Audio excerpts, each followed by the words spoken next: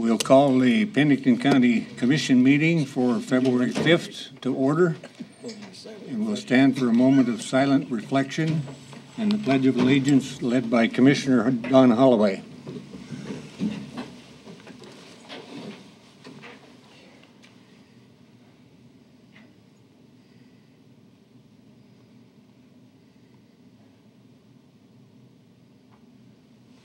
Thank you. I pledge allegiance to the flag of the United States of America and to the republic for which it stands, one nation, under God, indivisible, with liberty and justice for all.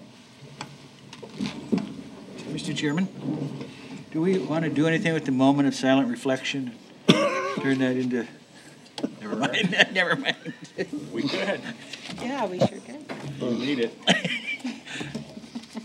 Before we review and approve the agenda, we'll digress just a moment to hear from Andy Ainsley from the Chamber of Commerce. Andy. Thank you. Thank you very much for allowing me in on such short notice. I am Andy Ainsley, Chairman of the Board of Directors for the Rapid City Area Chamber of Commerce. And on behalf of our 1,300 members that represent about 30,000 employees, I'm here just to say thank you for serving. And want to let you know we're here to help assist in whatever way we can as the business community to assist you in your work of governance. So that's really all I want to say, and I want to share a membership directory with each one of you. Nancy and Ken, of course, we see them quite often at our chamber events. Any of you are welcome at any time. And again, thank you very much. And yeah, just on the public affairs point, and you brought this up just momentarily ago, Hugh Boyle was on today's front page at City Council meeting last night, and he was there on behalf of the Chamber as well. Again, we're trying to do this not only with Pennington County, the school board, but also City Council. So thank you again very much. Appreciate your time. Thanks for being here, and thank you for serving. Next item is to review and approve the agenda. Does anyone have any additions or deletions for the agenda? Thank you. Good morning. Good morning. Procedurally, on number 17, we need to reverse C and B. You need to decide if you're going to purchase the vehicles before you do the supplement. There's no reason to do the supplement if you don't purchase the vehicles. So those just need to be reversed. And my reporting, 23 and 24 are basically combined on that report that I sent to the board for the mountain pine beetle. Thanks. Thank you. Any other additions or corrections to the agenda? Not, Chair would entertain a motion. Move to approve the agenda as presented, or as amended, I'm sorry. Second. Second. Motion and a second to approve the agenda as amended. Any discussion? Hearing none, those in favor of the motion say aye. Aye. Aye. Opposed? Motion carried. Next item is the consent agenda. Holly Hennis. Good morning, Commissioners. For full public notice, the Board of Commissioners uses a consent agenda to act on non-controversial and routine items quickly. The consent agenda is acted upon by one motion and vote of the Board. Items may be removed from the consent agenda and placed on the regular agenda at the request of a board member or a citizen. Today I have placed the following items for your consideration. To approve the minutes of the regular meeting from January 15th, 2013, approval of the vouchers in the amount of $356,494.27. To reappoint Mr. John Gloat as County Constable for Legislative District 33. To reappoint Mr. Aaron Clappin as County Constable for Legislative District 35. To reappoint Ann Sandberg, Terry Phelps, Larry Beasley, Lynn Von Wald, and Christina Hendrickson to a second term on the Pennington County Board of Mental Illness and County Review Board. To approve the first quarter state and local agreement as submitted by Emergency Management. To approve the Secure Rural Schools and Community Self-Determination Act certification of Title III expenditures for 2012 as submitted by the Fire Administrator. to acknowledge receipt of the 2012 annual report from the Pennington County Highway Department, to recognize the volunteers for the month of December 2012 as submitted from Human Resources, and finally, to request for authorization to reapply for the VOCA and the Stop VAWA grants as submitted by the State's Attorney and Victims Assistance Offices. Does anyone wish to remove any of the items from the consent agenda? Mr. Chair, Yes. I see Aaron Clapkin's here. I don't know if he wanted to make a speech. We could take his off. Okay. Are you asking to pull his item off the agenda? Mr. Chair, He told me this morning this is his 16th time. I just wondered if Mr. Gloat and Mr. Clapkin or the county constable has mentioned, they seem like they've been here for a lifetime already. Couldn't we just make that a lifetime appointment and get it over with? Or? I think you'd have to pull those items off the agenda No. in order to amend the process. What do you want to do now? Do you want to leave him on or take him off? We'll leave him on. Move to approve the consent agenda as presented. Is there a second? Second. Yes. I have a motion and a second to approve the consent agenda as presented. All in favor of the motion say aye. Aye. Opposed? Motion carried. You made it again. Next item on the agenda is item 15. First reading and public hearing for the repeal of the Pennington County Ordinance Number 12 and adopt the new revised Pennington County Ordinance Number 12 Air Quality Ordinance. Do we have someone here to present that? Greetings, Honorable Chairman and fellow commissioners. My name is Brad Solon. I'm from the Rapid City Development Services Department, and we're here today on behalf of the Rapid City Air Quality Board. In recent times, the past couple of years, the Rapid City Air Quality Board's had much discussion about amending the city ordinance on air quality. And one thing about that is that the Pennington County Air Quality Ordinance is a mirror image of the Rapid City Ordinance. And the Rapid City Air Quality Board wants to amend this, but they want to make sure that the ordinances are the same, if you so choose. So why we're here today is we want to give you a brief presentation of what has been presented to you, and I brought our air quality specialist Kristen Cowan here today, and she's going to give a brief demonstration on the computer. Proceed. Hi, I'm Kristen Cowan, the air quality specialist. So I brought this PDF. It's a map of the air quality control zone. I hope that makes it bigger, maybe not. Showing the boundaries. Obviously the dark yellow area is the city, and the blue line in the square is the air quality control zone. So the air quality specialist has jurisdiction over both the city and then that geographical boundary going into the county, and that will not be changing.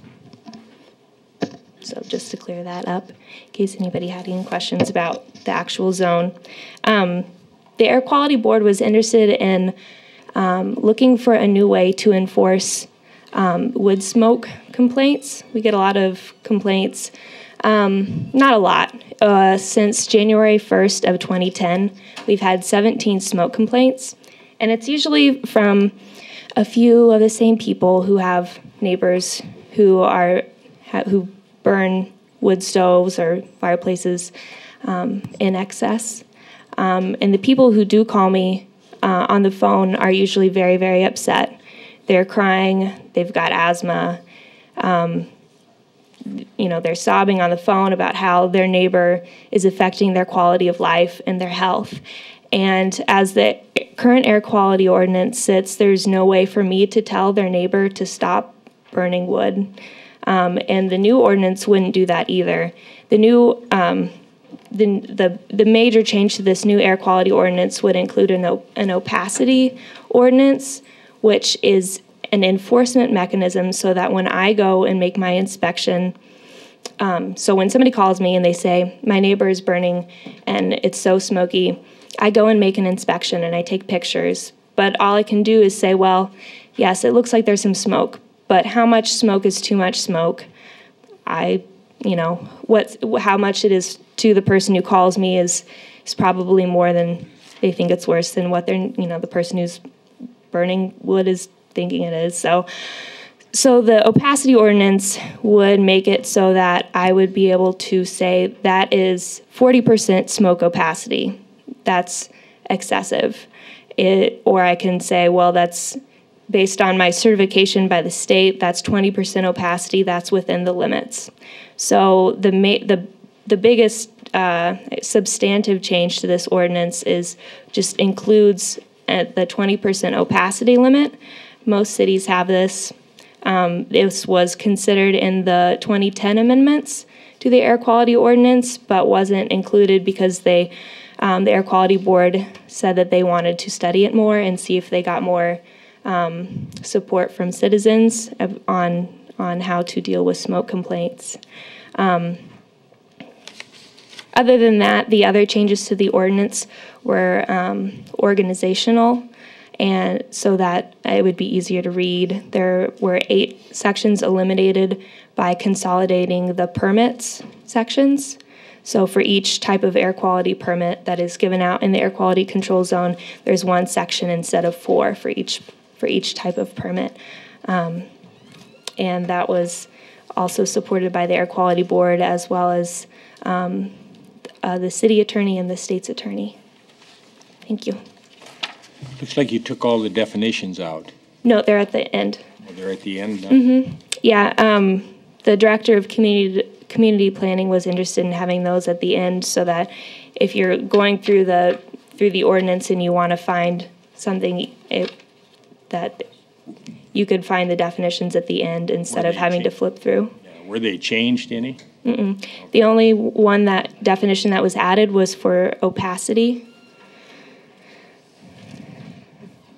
Mr. Chairman, Yes. this applies to the city and county too, correct? It applies to the city, and then the blue line. So the only county parts are the what's in the county in the light yellow area. The only problem I've seen in the last month or so is the city streets, and when you drive into Rapid City, it looks like you're in the middle of a dust storm. Mm-hmm. Are we doing anything about that?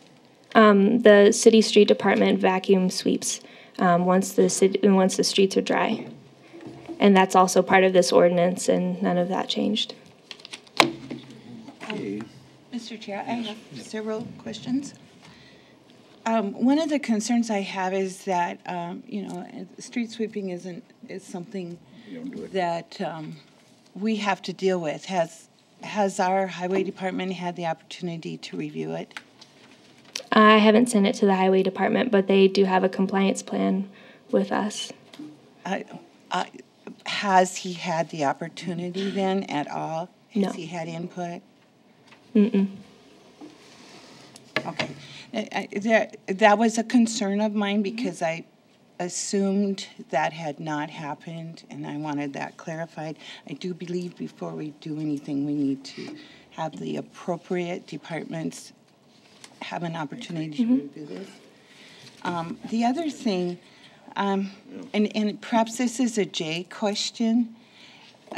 Jay, why would we completely eliminate an existing ordinance and then put in a new one? Why wouldn't we just amend the existing ordinance? You must have overheard our conversation right before. Well, I've been fussing No, about that it was one of the things I wanted to address the commission on today is that the resolution that's in your packet actually uses the word amend. So repeal would not be a word I would use. Ordinances don't take effect until 20 days after published, so you obviously wouldn't want a 25, 30-day period where you had no ordinance. This ordinance isn't completely changed, it's just amended. So what we're really doing is seeking an amendment, not a repeal. So then I have this other question, Jay. This is a Pennington County ordinance, and we really can't write an ordinance, can we, that just addresses that one area? It has to address the whole county. I thought in other ordinance, we had been told that when we write an ordinance, it has to be for the complete county. And this actually says that in what you presented to us. It doesn't say that it's just for the area within the blue box. I think there's a geographic description in here. 102A. That is that geographic, that is correct? Mm-hmm. Okay. Yeah, 102A. However, that still is not answering my question of how we can, I didn't know that we could do that. In the past, we have not been able to do that, and I'm concerned about that. Let me, what I'll have to do is check that chapter of the code that authorizes the county to do this and see if it has any limitation language in it. Because there have been others where we couldn't. Okay. Then, so what, if I understand how this is working, if someone in the county is blowing too much smoke into the air, what we're doing is we're giving the city the right to find them, to take the information out that they are doing that. The city's going to pay for that, or is it a county expense? I mean, what's happening is the city is going out into the county, and I guess I'm unclear how that can happen. My position is at the city, but in the past, the air quality division has been a city-county joint I'm very thing. aware of that. Okay. But the way I read this, I'll find this section. If there is a violation, you're the one who's going to carry it out to them. Mm-hmm. So a city person is going to go out to a county resident and do that. And I don't know if we can do that. We've had this for a long time now. I think we maybe need it. But you're the one who's delivering the notices to the county residents. You're the city's. I just want to know that you guys are paying for it. Yeah, that's my understanding. You know, the city has jurisdiction outside the extraterritorial boundaries for things like this, so there's not a problem with them driving out to somebody's house that has a county address. Okay. And the permit fees are recovered by the city, which helps to support that, which I guess my position typically or generally on those matters is unless we want to hire additional people or put additional, That's right. but, you know, that's a fair trade-off and a reasonable. So here's where I'm going with that. I want to make sure that we don't have to hire somebody. Yeah. That's not my understanding or intention. And that's not addressed here. That's not saying at the city expense. It's just that this is going to be done, and actually the county is responsible under this ordinance. And I want to make sure that as the city has been collecting the fees to finance this, that they are the ones who will finance that part of it, and it won't ever come back to the county. And the appeal, there is an appeal process that can involve the county commission, but all the steps for enforcement leading up to that are all by city staff and employees. And it's missing here that it's at city expense. It's also part of state expense because Rapid City was non-attainment for many years. The state pays for 70% of the air quality grant, so the city's paying for 30%. And then I have to send a reimbursement request to the state for 70% of all expenses related to air quality. Mr. Chair. Yes. Seems to me that when this air quality from Pennington County was put over onto the city side and the city took it over, that there was some kind of an agreement between the city and the county about how it was going to be operated down to this. And I don't know, Holly, did you happen to get a chance to run into that someplace? There That's should what I be, would- there should be something there somewhere. I remember when we did it, and Okay, I was going to ask that too, Ken. That was also one of my questions. You know, I want to know how this works. If we're doing this, which I'm not against, I think it needs to be done, but I just feel like it's not all quite together for us to vote on it today. this being the first reading, what is the timetable for the second reading? We don't have to have a second reading right away. It sounds like it needs to go be routed to highway and some additional questions answered. So we can come back and reschedule another first reading. There just has to be 5 days between a first and second reading, but there could be 100 days if you want. I mean, so you can put this off indefinitely until somebody from the city will say, or county seeks to have it placed back on for a second reading. And I just, Mr. Chair, I just think there's, you know, I think we should have, as a commission, a chance to make some comments and we have some ideas. We can somehow go forward with that. That's the beauty of this process, the 2 readings, because that's exactly what a first reading is designed for, is for you to have your first opportunity publicly to speak about concerns or questions and direct some additional follow-up, so. Yeah, okay. With that in mind, do we have any other questions that you'd like to bring forward at this time? Or should we dispose of this item and prepare for it in the future? Mr. Chair, Yes. I'd like to make a motion to not pass the first reading of the amended air quality ordinance that's in front of us, and to allow Jay to have time to look at state statutes and highway. I'll leave it at that. Is there a second to that motion? Mr. Chair, what's on the agenda is a repeal of an ordinance and the beginning of adopting a new one, not amending. And I was real concerned about that wordage, because we aren't going to repeal this. And I understand that that's an unfortunate mistake in wording, but that would have to be what our motion was about, wouldn't it? I think regardless of the wording on the agenda today, the essence of the motion is fairly clear, and it might even be a little generic in the motion, but at least we understand what we're doing with it.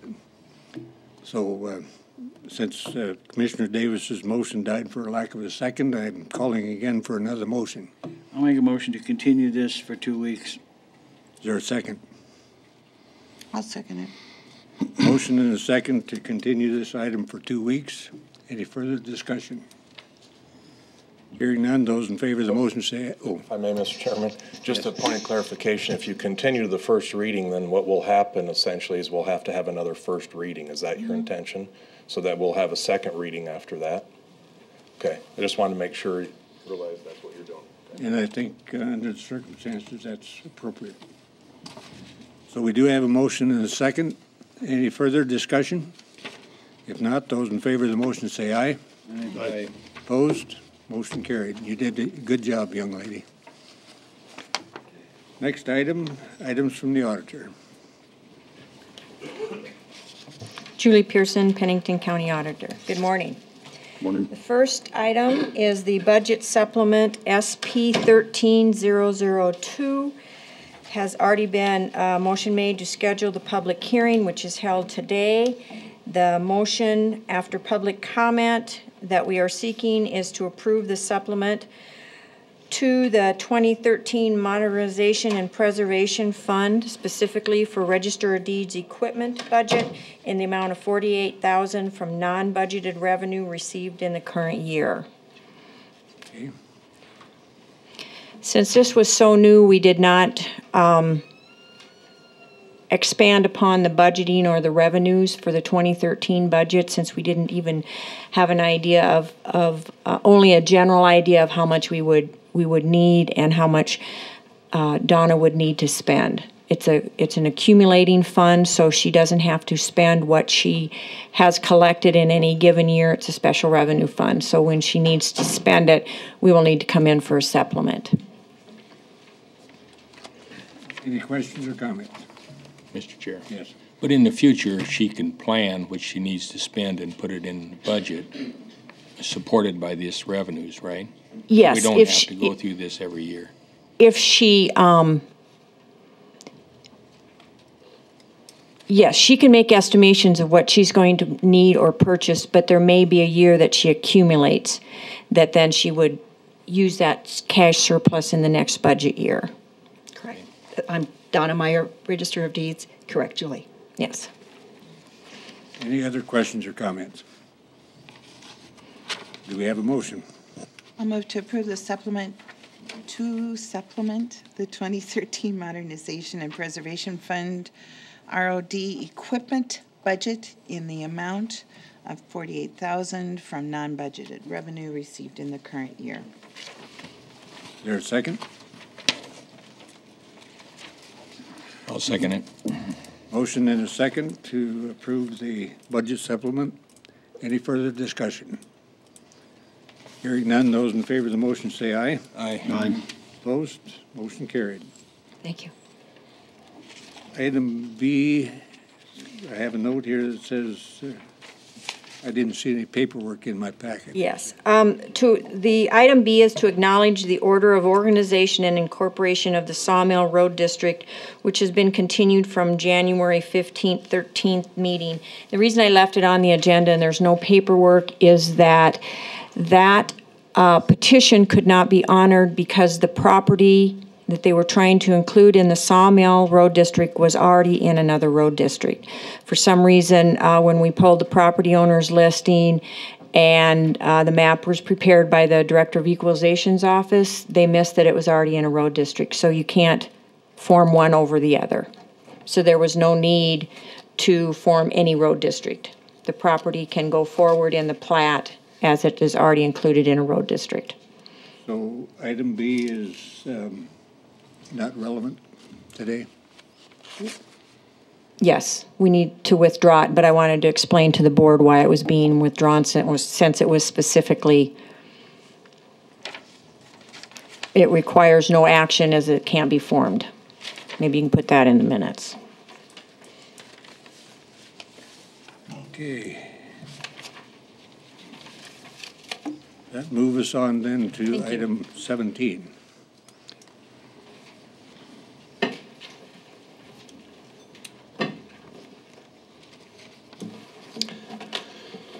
Good morning, Commissioners. Dustin Willett, Pennington County Emergency Manager.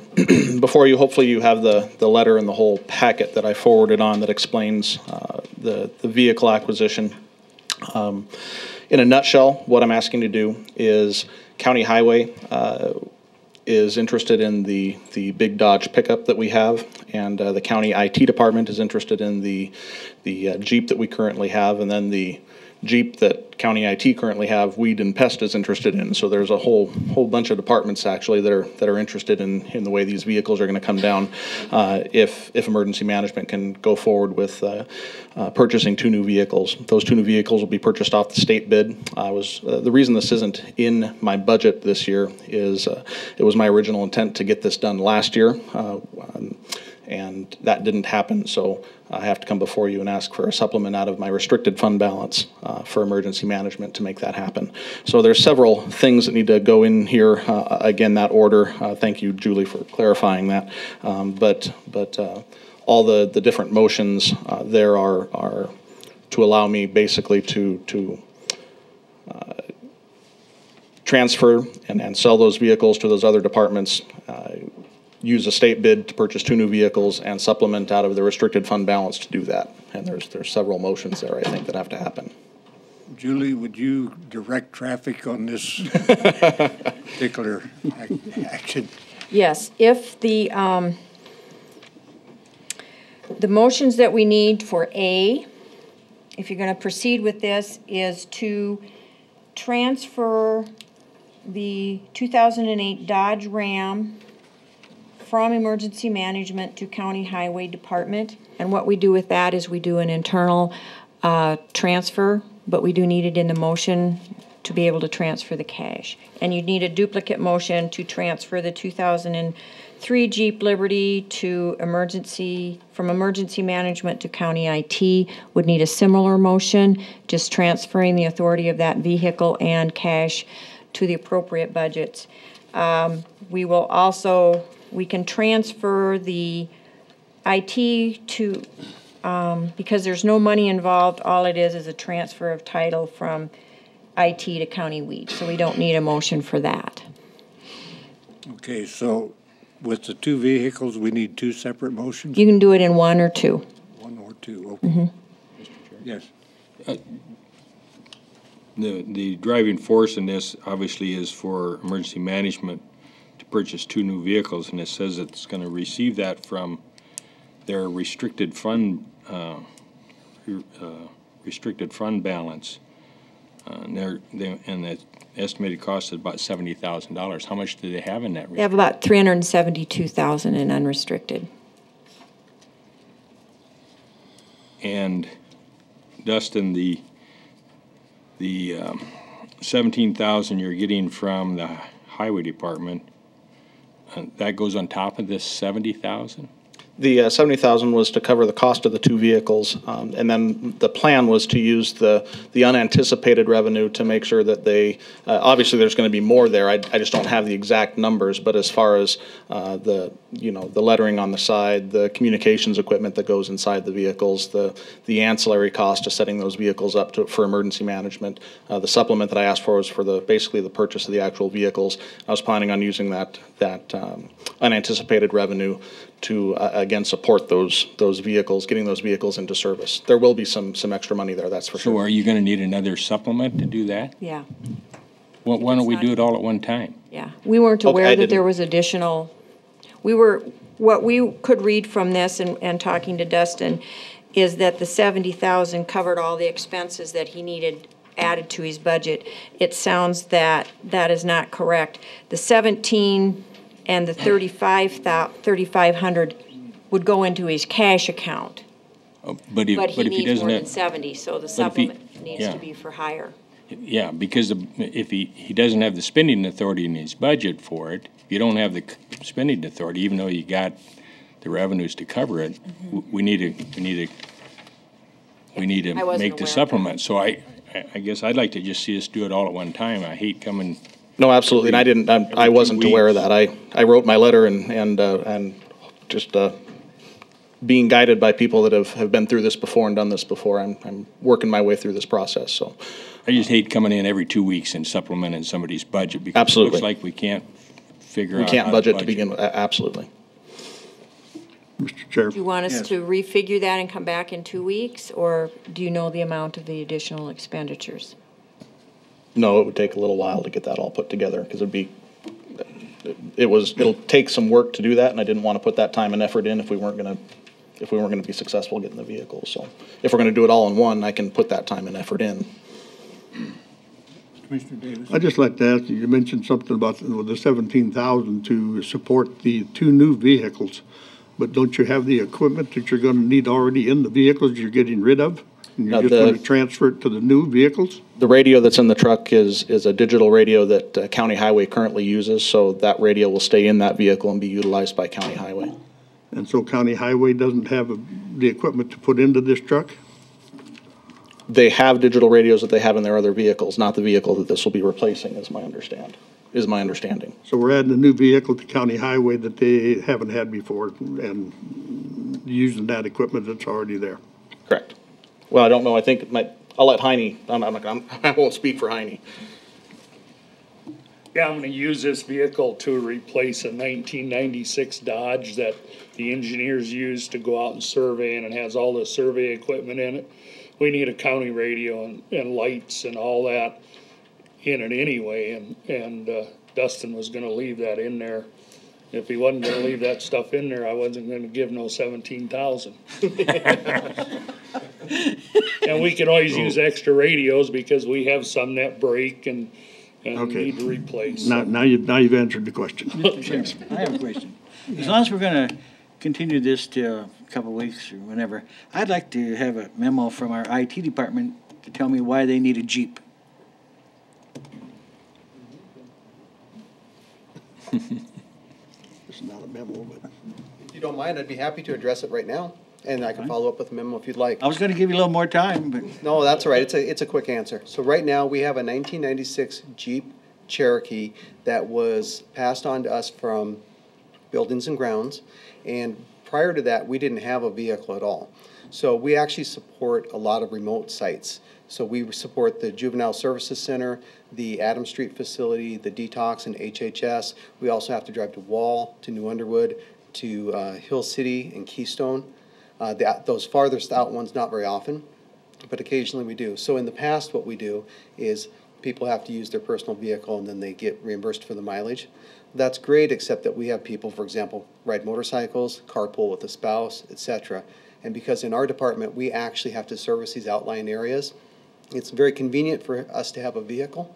Prior to acquiring that vehicle from Buildings and Grounds, which was at no cost because it was going to go to surplus, what we did is we sent out, I sent out emails to the department heads to see if there were shared vehicles in the county that we could use. And there were almost none. There are a couple that occasionally are available, but not a lot. So that worked out good for us to get that 96 Jeep Cherokee. But right now, that's actually being used by Weed and Pest for their pine beetle project because they needed a vehicle that they could hold 3 people and equipment. So we've temporarily swapped them for a pickup truck. So again, the need is there, but this other vehicle, that's a bargain that we're going to get from emergency management if you approve it. That's a much newer vehicle, better gas mileage, etc. So hopefully that answers your question. It just happens to be a Jeep. It just happens to be a Jeep, but our other one is also. The 4-wheel drive I is was just wondering why you need a vehicle. Jeep's got nothing to do with it. Okay. Okay, thanks. Any other discussion? Mr. Chair. Appreciate, Julie, your directing traffic. It got a little Yes, complicated. It does seem that emergency management needs to come back with an exact figure, so we only need to do one supplement. However, you'll be talking to us twice anyway. Mr. Chair? Yes. Dustin, will waiting 2 weeks create a problem for you and your replacement? I think we have plenty of room on the 2013 bid yet, although coming back in 2 weeks then would schedule the supplement hearing for an additional 2 weeks. So that would put us 4 weeks out, which, there's not an immediate need to replace the vehicles other than making sure that we get in on the 2013 bid. It's just a matter of everybody else waiting in line for all the vehicles. So I don't know if, I can't speak for anybody else if it creates a hardship or not. It doesn't for emergency management, but I don't know what that does for IT, County Highway, Weed and Pest. And I'll confirm with Rapid Chevrolet and the other state bid dealers that putting it a month out would still get us in on the 2013 state bid. If I may? Well, we could go ahead and approve or authorize the purchase of the 2 new vehicles because the rest of this shuffling and supplements is bookkeeping. Mm-hmm. And by the time we got all of our bookkeeping done, you're probably still not going to have your vehicles if you ordered them. Correct. There'll be about 8 weeks out. Or we could estimate high the supplement and at the hearing actually come back with the actual amount. So you could actually set the hearing, say, for 100,000. Would that come close? Oh, more than enough. More than enough. And then at the actual hearing, we come back with the exact amount that he needs, which means you can support the purchase today.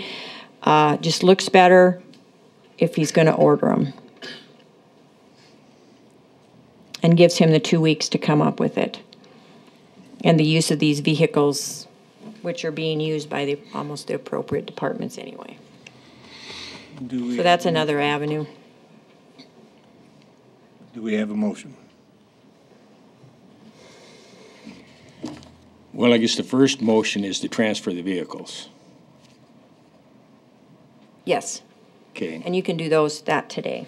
We could do that today without any difficulties. So I would make a motion to authorize the transfer of the 2008 Dodge Ram from emergency management to the county highway department. And those transfer of funds, we're going to take care of that with the budget stuff. Yes, that we can do internally once we have the motion to transfer. And in addition, I would authorize the transfer of the 2003 Jeep Liberty from emergency management to county IT. Is there a second to that motion? Second.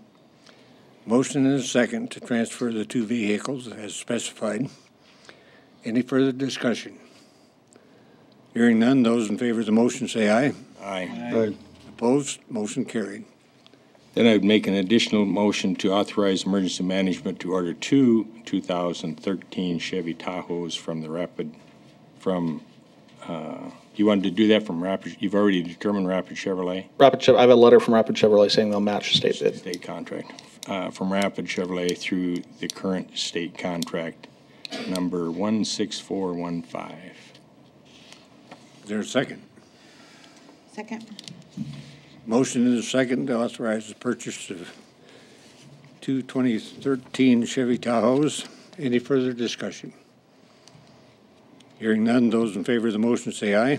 Aye. Opposed? Motion carried. Then I'd like to see them come back in 2 weeks with the right figures for the budget supplements. I can do that. And then what's in your letter there, and I'll get with Holly, we'll come back on at the next meeting as well as a report about the administrative staff position that I told you I'd come back and talk to you in a year. So we've hit that year, and it didn't make it on this agenda, but I'll get it on for the next agenda. So thank you very much for your time. Sorry for the muddling through that, but that should go smoother from here on out. I appreciate it. Thank you. Okay, next is item 18. Good morning, Leanne Hollenshed, Emergency Services Communications. We are building communications towers, and this first item is simply to move some monies from one of the departments that has part of that to the Capital Asset Fund. And that's item A. Correct, yes. Julie? First off, I need to before you can just make a operating transfer by motion, we need to make sure it's in County Fire's budget for 2013, is it? Yes. So you can make a motion and of an operating transfer from County Fire to the Capital Projects Tower Project. Capital Projects is the fund where we build all these things. It's where our buildings are. Rather than running it through a specific through the dispatch budget, we'll run it through the capital project. So that's where we want the money to go. And this is just the County Fire's portion. And allowing the operating transfer transfers the cash on the books. So that motion needs to be to authorize operating transfer in the amount of $19,800 from County Fire Fund to the Communications Tower Capital Projects Fund. Yes. Is that right? Mm-hmm. Second. Motion and a second to authorize the transfer of funds. Any further discussion? Hearing none, those in favor of the motion say aye. Aye. Opposed? Motion carried. Thank you. The second item is a change order to the current construction that's going on. There were some changes after the project was bid with just where certain things could be put, specifically for the actual electrical trenching and then also for the conduit for the telecom trenching. Those two items will be trenched in the same spot, but it did create some minor changes right there, about $7,500. So the motion request is for approval of this change. Do we have a motion? Mr. Chair, do you have a question? Yes. Leanne, underneath the paragraph of the electrical trenching cost, you say that with this change, that the trenching costs reflect a $15,000 savings from what was originally expected. So what I'm curious about is, okay, there's like about $7,500 in increase of cost according to this, but the $15,000, shouldn't that be reflected somewhere, or shouldn't that be part of a change order, or is that coming later, or? When we had originally bid the project, we had expected that trenching cost to put that electricity in to be about $20,000. And it didn't come in anywhere near that because Black Hills Power has a substation right there, and they found a shorter distance for us to run that electricity. What we found, that was when it was actually bid, and they gave that same information to each of the bidders, so all of them bid it the same way. What they found afterward was that they couldn't make it a straight line. They still had to go around. So it is slightly longer than what it was bid, but it's a lot less than what we had anticipated. So really that $15,000 in savings was taken into account in the original bid? Yes, that is correct. Okay, I'm good then. It's a savings from what you thought you were going to spend, but you didn't spend. Correct. Sounds like the federal government. Yes, yes. The more you spend, the more you save. Yeah. Do we have a motion? So, Mr. Chair. Yes. Did you, in your project, did you have a contingency amount for change orders? We did not. So where is this getting added onto? Where are you going to get this money then? It was the users board decision that anything not paid for with grants, they would split however that needed amongst those users. And it's primarily city and county to cover those costs. So is this our portion, or do we pay half of the $7,500? Most of it will probably be paid for out of grant funds that we still have yet to expend. However, anything over and above, because of the two towers that we're building, will be split between city and county, 65-35.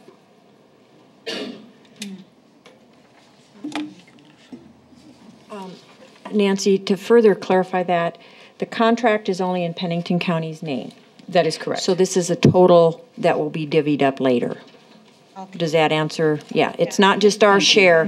Yeah, it's not just our share, it's the contract as a whole, and then the funding will be divvied up later as it goes into capital projects. You said this will be paid, most of it will be paid by grant funds. So there is some extra funds set aside in this project that is not already obligated that can be applied towards this? We have unexpended grant funds that we have not used yet. We are applying those first as we go through the project. But we're anticipating over $500,000 to complete both towers. So how much unexpended grant funds do you have? Right about $200,000 at the moment. Up and above this project? No, not above the project. You're doing a good job because you got me totally confused. I'm sorry. Of the roughly $500,000 that we expect to expend on this project, we have about $200,000 in grant funds that we have not spent as of yet. When we approved this, you sent us, and I didn't bring it with me today, probably should have, but you gave us a sheet that had a breakdown of where you were getting all your money to cover this project. Some of it was grant funds, some of it was from the city, county, and other users. Did you, in that budget figures that you provided us, did you use all the grant funds? Yes. To support it? Yes. So there isn't any extra grant funds because you're going to spend them all in this $500,000 project. Correct. I apologize for confusing you. That wasn't my intention. And in the $500,000 project, you had nothing as a contingency fund for change orders. That is correct. Okay. Thank you. Any further discussion? It's coming from the city. Do we have a motion? That's where it's coming.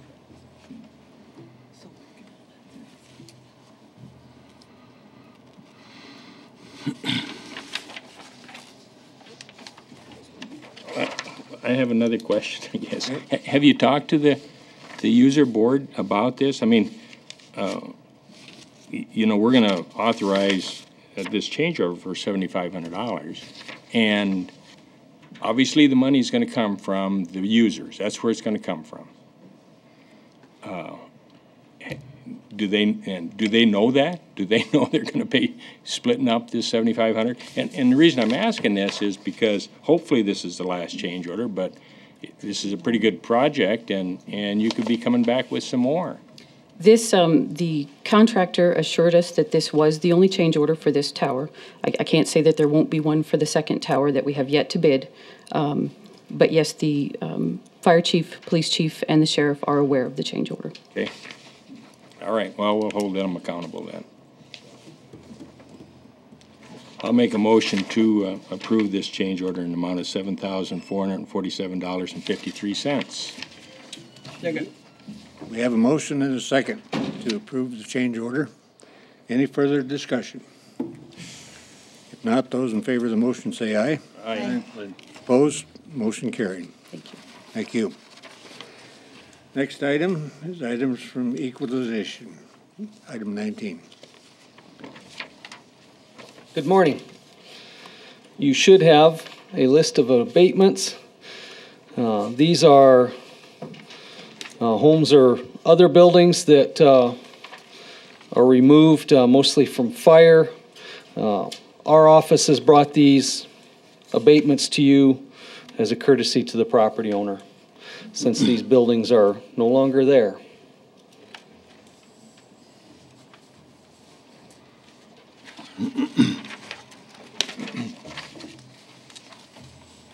I'll make a motion to grant the abatements. I'll second it. We have a motion and a second. Any further discussion? Mr. Chair. Yes.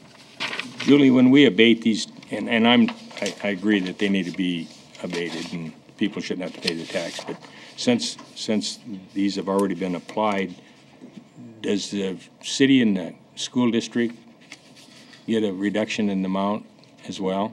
When we do an abatement, all the taxing entities at that time share in the loss of the tax revenue. However, abatements for the schools are re-levied the next year. I see. All right. Thank you. Any other questions or comments? Just like tips. Yeah. We have a motion and a second. Any further discussion? Hearing none, those in favor of the motion say aye. Aye. Aye. Opposed? Motion carried. Thank you. Thank you. Next item is items from extension.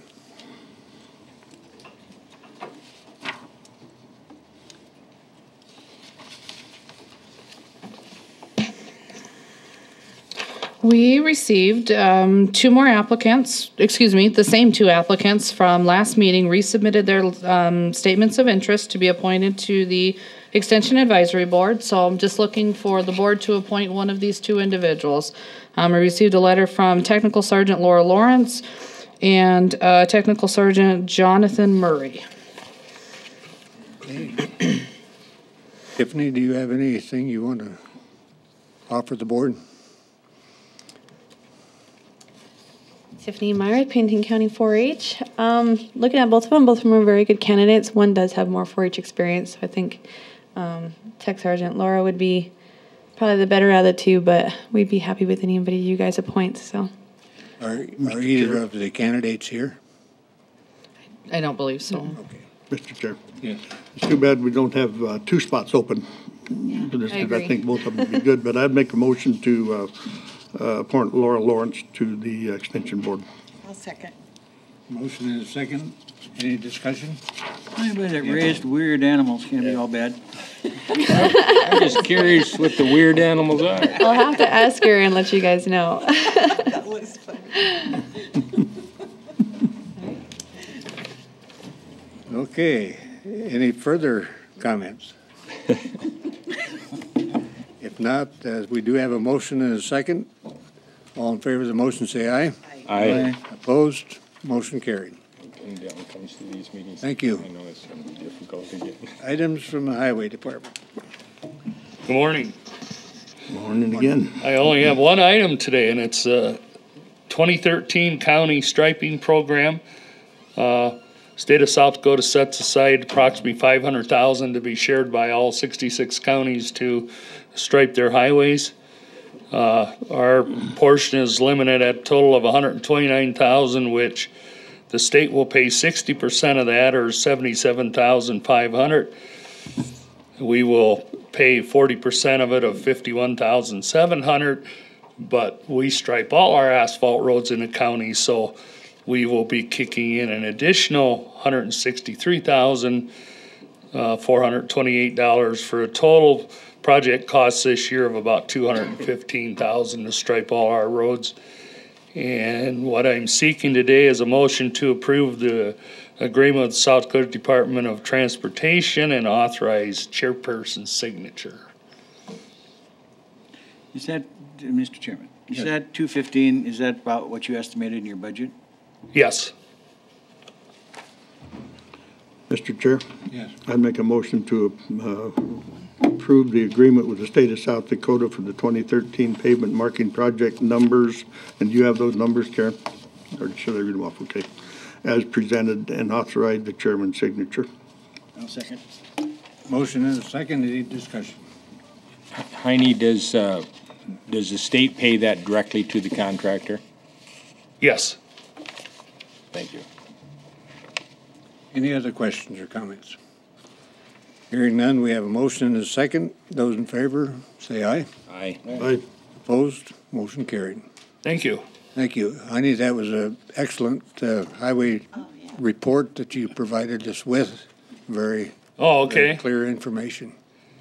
And if you flip over the first page, it shows the total mileage we have and our roads. And if you have any questions, you review it. And if you have any questions, you can sure put it on the agenda and I'll address them. Thank you. Thank you. Next item is the Pennington County website redesign.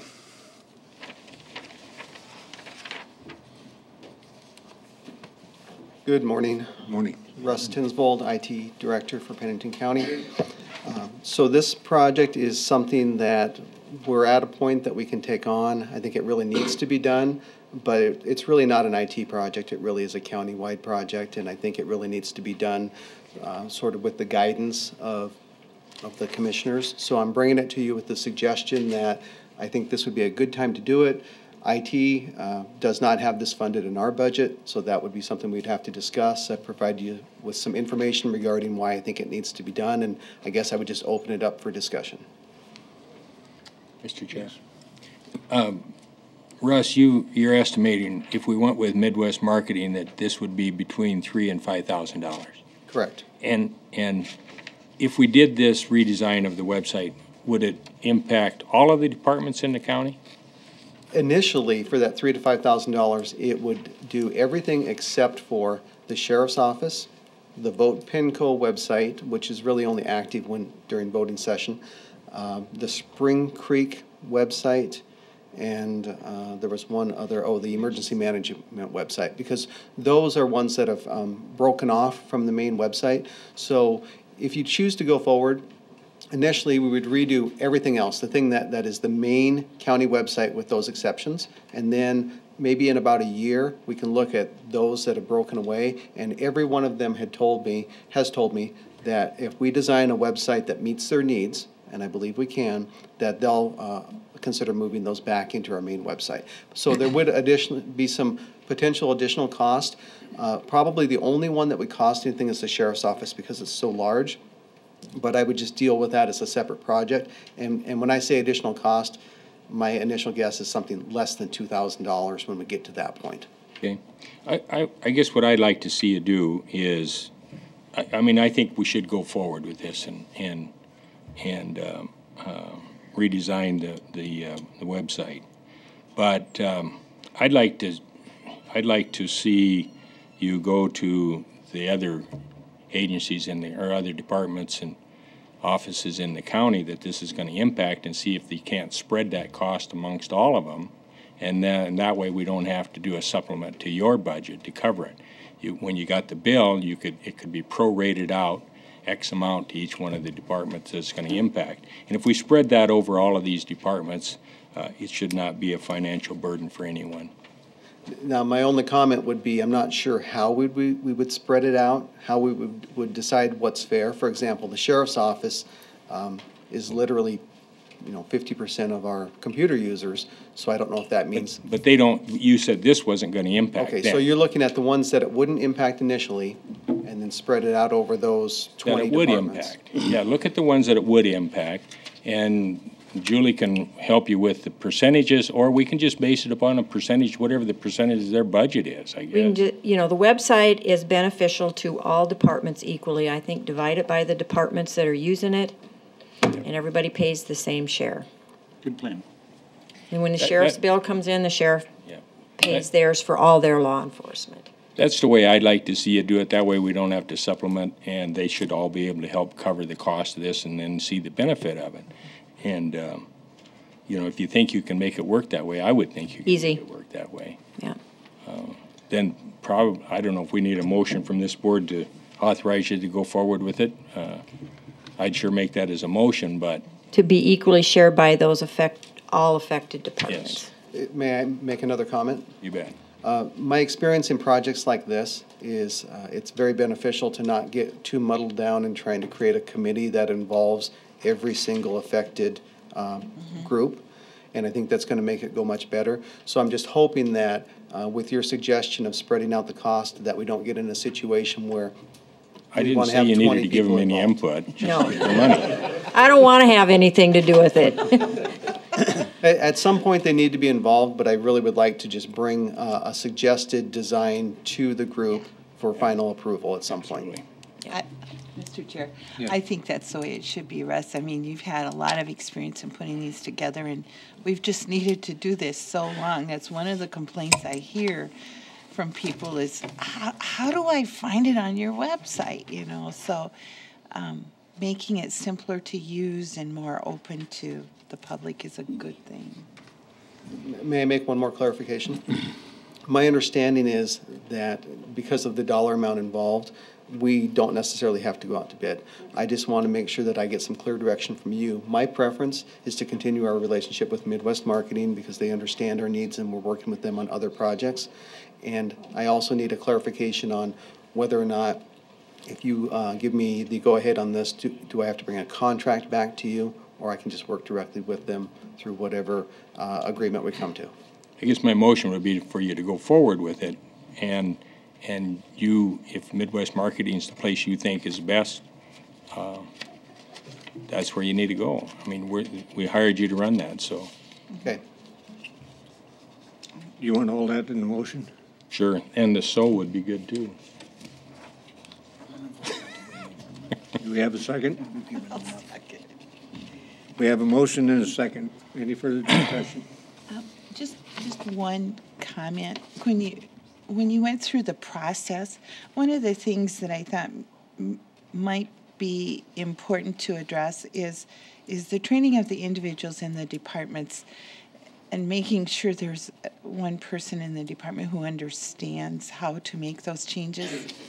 Sure, and that actually will just be a carryover of what we do at the sheriff's office. We recently had a couple of training sessions for those users because due to employee changeover, et cetera, we had a few people who hadn't been trained up on their system. So we've already got a plan in place for some of our websites, and that'll just carry over to what we do here. Good, because sometimes that can be the stopper of everything, so, okay. Any further comments? We have a motion and a second. Hearing no further discussion, all in favor of the motion, say aye. Aye. Opposed? Motion carried. Thank you. Thank you, Russ. Next item is from Weed and Pest.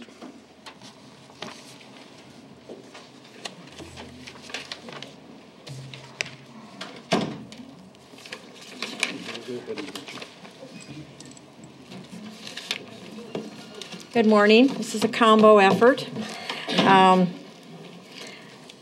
Scott laid out his financial needs, where the project money is going, and then I kind of worked out the right-hand side of it. So I'll go through it. Do you want to or you want me to? Go ahead. I found out in working with this, which I've tried to stay away, so, that there's kind of two seasons. And the first season we're dealing with ends March 1st or March 31st, right around in there. We have a pending bill in House Bill 1050 that has an emergency clause, but more than likely will not be passed in time for the majority of the 304,926 expenses. That is on a 2-to-1 match, 2 from the grant, 1 port to the county. So I figured the right side, which is the funding side, available, assuming that House Bill 1050 passes, but after the $304,000 is spent. Anything earlier than when that is spent just is a plus to the county side. The money you have available is Mountain Pine Beetle Title III balance. 12/31/12 is $52,680. We have a donation, Neiman's donation, which is specifically for Mountain Pine Beetle. You have 2013 Title III money, which did come in at a total of $37,200, $230. So total revenues available to apply toward Mountain Pine Beetle and the other Title III budgets is $139,910. The total 2013 Title III money was $37,230? Yes. All right. That's all we got. We're not going to get any more. That's what I understand. Wow. Yes. That's very consistent with the last couple of years. Okay, because the funding is supposed to be consistent, and I thought it was more than that in previous years. It was very big prior to the last change. Okay, because half of the money goes to the road funds, and then the rest is split out. I guess my point is $37,230 what we got for 2012? We received it in 2013. Their fiscal year runs different. We were expecting this check in December, so we may, depending upon the timing, get the next payment either in December or January. So it kind of depends upon what you call is when we collect it, and we don't ever know. So that's $130,910. Expected expenses through 2/28. Of the $304,926 in the left-hand column, the last two amounts of the right-of-ways can be postponed until we know the effective date of House Bill 1050. So I've removed those. So the 220 is just the 304,926 minus the 26 and the 58. Those expenses can be deferred. The other expenses cannot. The total revenue available for out of Title III and the Neiman is $139,910. That's taking it all, which down at the very bottom box where it says Title III budgets, you have $52,020 that you've approved, but there's barely enough revenue in the beginning balance forward and what we received this year to spend those. We're taking all of that, if that's the board's decision, depending upon where they want to get the rest of the money. The cash shortage then for expenses just through 2/28 is $80,303. Right-of-way expenses postponed until House Bill 1050 is approved is the $84,713. I had Scott go in and estimate what the second phase of a calendar year Mountain Pine Beetle would be, and he's estimating that at about $200,000 to further advance his program. Total expenses available for House Bill 1050 is $284,713. That's what you're short. Julie, can I ask where you?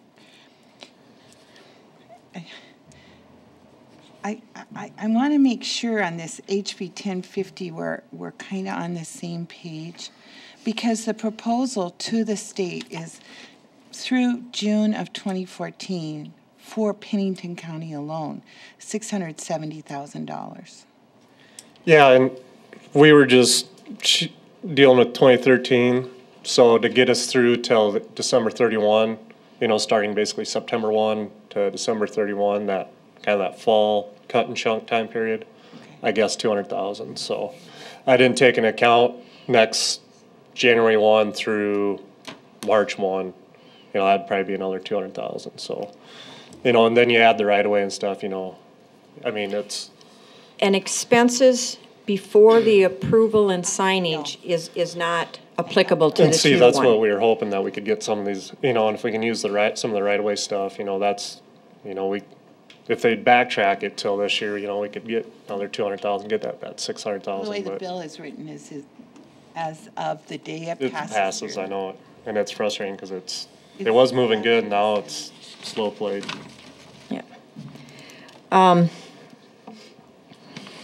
So that means total expenses available for HB 1050 match is $284,713. Revenue estimated would be 2/3 of that at $189,808. Leaves a shortage of $175,208 for budget year 2013. We go through every year when we plan the next year's budget, the analysis of the general fund, which is where the largest bank of unrestricted fund balance or cash reserves is. But we also, during that, make some assumptions of unspent budget, over collected revenues, as well as a difference to the 100% tax collection that we normally have. Our actual unspent budget, preliminarily, we haven't finalized financials, is $3.8 million. We used budget assumption of $2.38 million, so that is a plus to the cash balance of $1.468. However, because we had such a large unspent budget, relates directly back to collection of revenues. If you don't collect a revenue, you don't get to spend your budget. Also, there are some issues that you estimate a revenue and for whatever reason it doesn't come through. We actually undercollected our revenues, which is rare for Pennington County, by $436,000. We assumed we would overcollect by $174,000, so that leaves us in a deficit of $611,000. Taxes uncollected, we estimated at $276,000.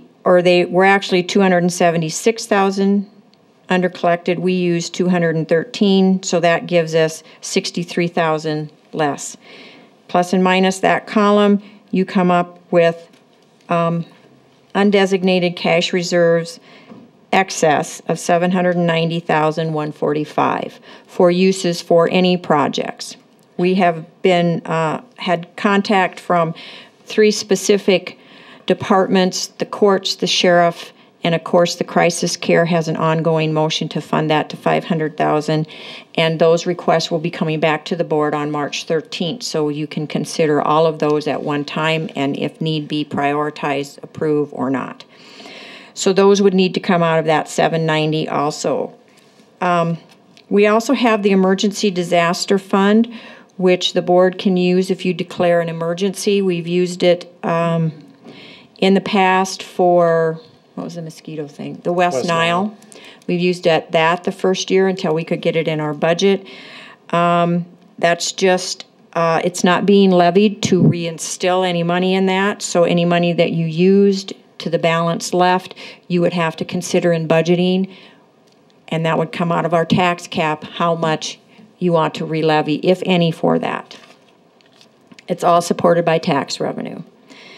Also, if you use all of the cash available in Title II, in Title III that's collected to date, and the $50,000, you do not have any cash support for the fire management and the search and rescue budgets that you've already approved for 2013. So in looking at this, you need to decide if you're going to fund fire management and search and rescue out of the 139, which can only apply the 52 and the 37, which is just a little bit more than that you need.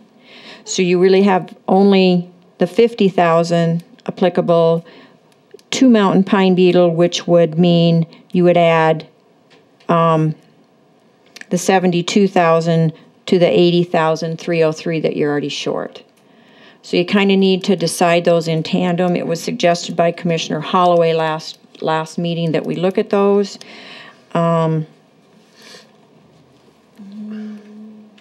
Both Denny and the sheriff are here if you want to talk specifically about those. So we're not really coming back with any recommendation of where you get the funding, just where there is some funding available. We severely need to address, at this time, the $80,303 if you take all of the Title III money, or the $80,000 plus the $72 if you keep those other Title III budgets in place. For expenditures just to February 28th. If you want to leave the latter portion of the budget year until after you foresee what House Bill 1050. But it's Julie, clear as mud. The 72,000 from other Title III funds for fire management and search and rescue, those were put in, and we were giving them a budget based upon them receiving those revenues. Yes. Since we're not receiving the revenues, they don't have the authority to spend that budget.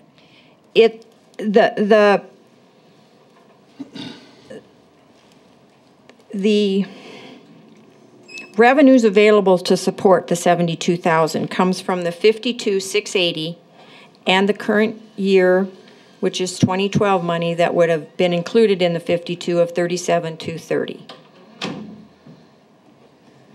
to support the 72. So the budget approved for Mountain Pine Beetle, there frankly was no cash available in that.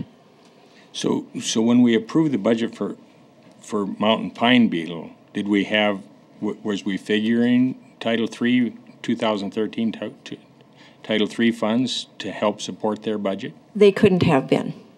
Normally the way the budget is the money, and I don't run the cash account, that's run by Denny. But since the budget that was in place, we always just assume that the Title III money's coming in. We don't track whether that is or not, and that just matches the budget. So no, there was no cash there available for Mountain Pine Beetle. I think these were old Title III dollars, weren't they? Yeah. That were building up? That have been being used, and we didn't know how much Scott actually needed for expenditures or how much he would actually spend in 2012. In the 2013 budget, when we approved it, there was a revenue reported for 2013 Title III funds. Yes. How much was that? It was to match the budget. Because of carryover expenses, okay. We didn't know what that ending balance would be, Don. Okay, so we put a dollar figure in that revenue column, Yes. though. What was the dollar figure we put in that revenue column? It would have equaled the budgets, which would have been Scott's Title Mountain Pine Beetle and the 52 and the 20. Okay, so you had the 72 and then... The 20 Annie's Mountain Pine Beetle, what was your budgeted 2013? It was broke out 60,000 in the general and then 211 in the Title III. 211, okay. Yeah. So, all right, now I'm back to saying that there isn't a question about, well, I guess there is a question about where we're going to designate the $37,230 that we actually got, because we were estimating 200 and some. 283,000. Mm-hmm. And the leftover balance of 52,680. Okay. So, I guess, and I don't know if you need a motion to this, but frankly, if fire management and search and rescue have no funds to support their budgets, if we give the money to Mountain Pine Beetle. Correct. And that's where you would need to take it into, segue into Nancy's comment. She wanted to assign the 2012 contingency, which would, to that. Which actually, the request was to supplement the 2013 budget, and you can't do that in 2012. So that unspent 100,000 is in the 790,145. Okay. So you can fund all of the Title III budgets and move them into general and supply the money from the 790, and then there is only sufficient, basically a little bit more sufficient cash for the fire management and search and rescue of 72,000. Okay. I just got a couple more questions, and then I'll shut up and let somebody else talk. The issue that we really need to deal with today is this 80,000 shortfall. If you attribute the entire Title III balance and the 50,000 toward House Bill 1050, which would mean fire management and search and rescue don't spend their 72. Well, if we tell them not to spend it here in the next few weeks, yeah, or a few months until we get House Bill 1050 under our decided, belts, yes, then really all we need to deal with today is the 80,303. 80,303 to say where is that going to come from? Until HB 1050 gets. All right. I guess for me, I'd like to see us handle it that way and then ask fire management and search and rescue to come before us and say how if we don't take money out of our general fund contingency to give to them, how would that impact them to not have that to not have that amount in their budget? Because frankly, I think if during our 2013 budgeting cycle had fire management and search and rescue come in and said, we want this amount in our budget out of general funds, we'd have been looking at this a whole lot different than yes. We want this money, it's coming out of Title III funds. We'd have looked at it a lot different. Yes. So, help me here. Our conversation when we were going through budgeting concerned old Title III and new Title III funding. And it looks to me like we're dealing just with this year's Title III funding. What happened to the old amount of money? Scott spent it.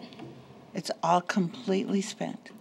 I thought there was 52,000 left. 52,000 is all that's left of Title III money, period. And that include, I mean, because that's what we based that Mountain Pine Beetle budget on, was the old Title III money that we had to commit by the end of September of 2012. And how much did you spend in the last portion of well, 2012? They put 200,000 back into 2012. Mm-hmm. But I thought, wasn't the search and rescue and fire on top of that, on that report? Mm-hmm. I think the 52,000 was the remaining that was left for Pine Beetle. I think the 52 and the 20,000 were separated. No, the 52,680 is the estimated end of 12/31/12 balance in Title III, period. That's all the money that's left. You moved his expenses from what we were expecting in 2013 to 2012. So that ate up the balance, and now he's coming in and is spending like a second draft of money. That's where the money went. He spent it earlier, and because it was in a Title III fund, we supplemented Title III money. So Scott, you spent the complete 200,000 by the end of December.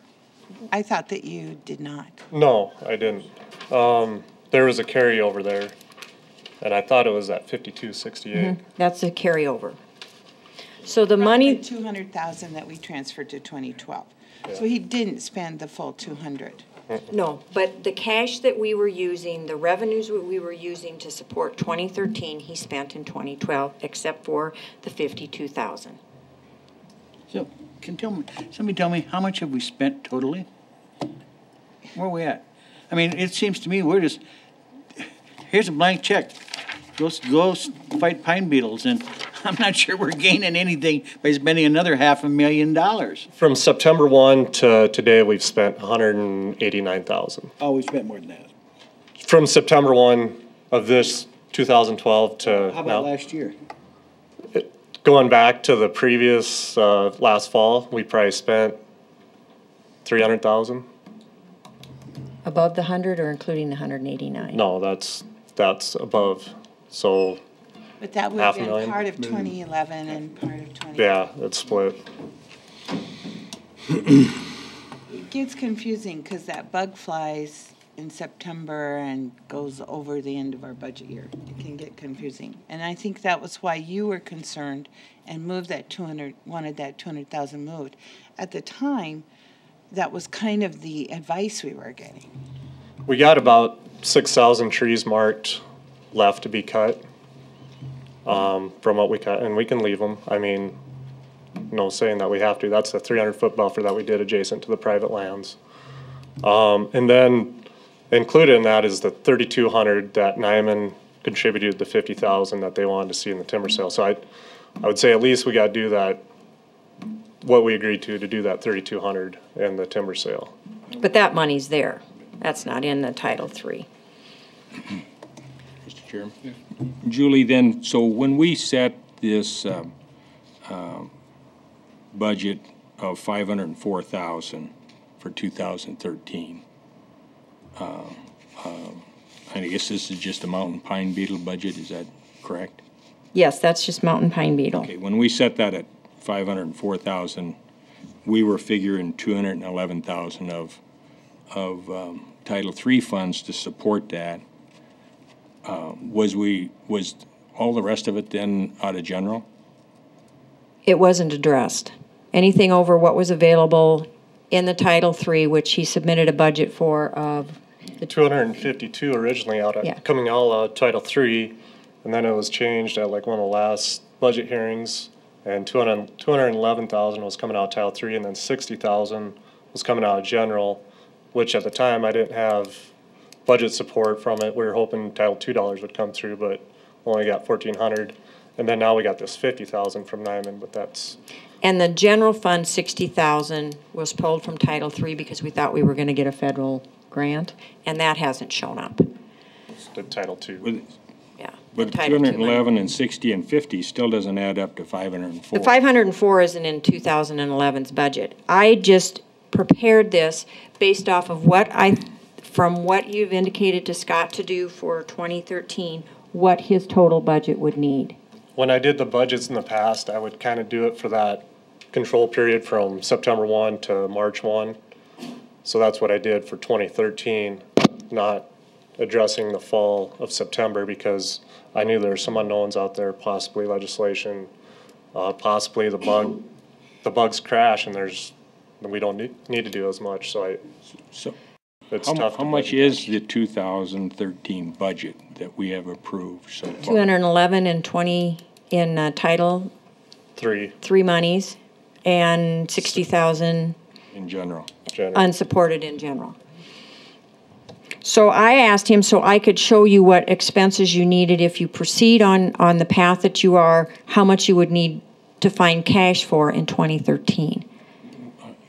Again, I don't quite understand the unsupported, 60,000 unsupported in general. What do you mean unsupported? We had it totally supported by a grant from the federal that we estimate that... We didn't levy any of that. We didn't levy any of the 60. So we estimated 271, and we in fact got 37. Yep, and 52. Part of the 271, though, was money that he had already spent, that he spent in 2012 instead of 2013. He was using cash balance. Yeah, but we still got an approved budget in 2013 of 271,000. Mm-hmm.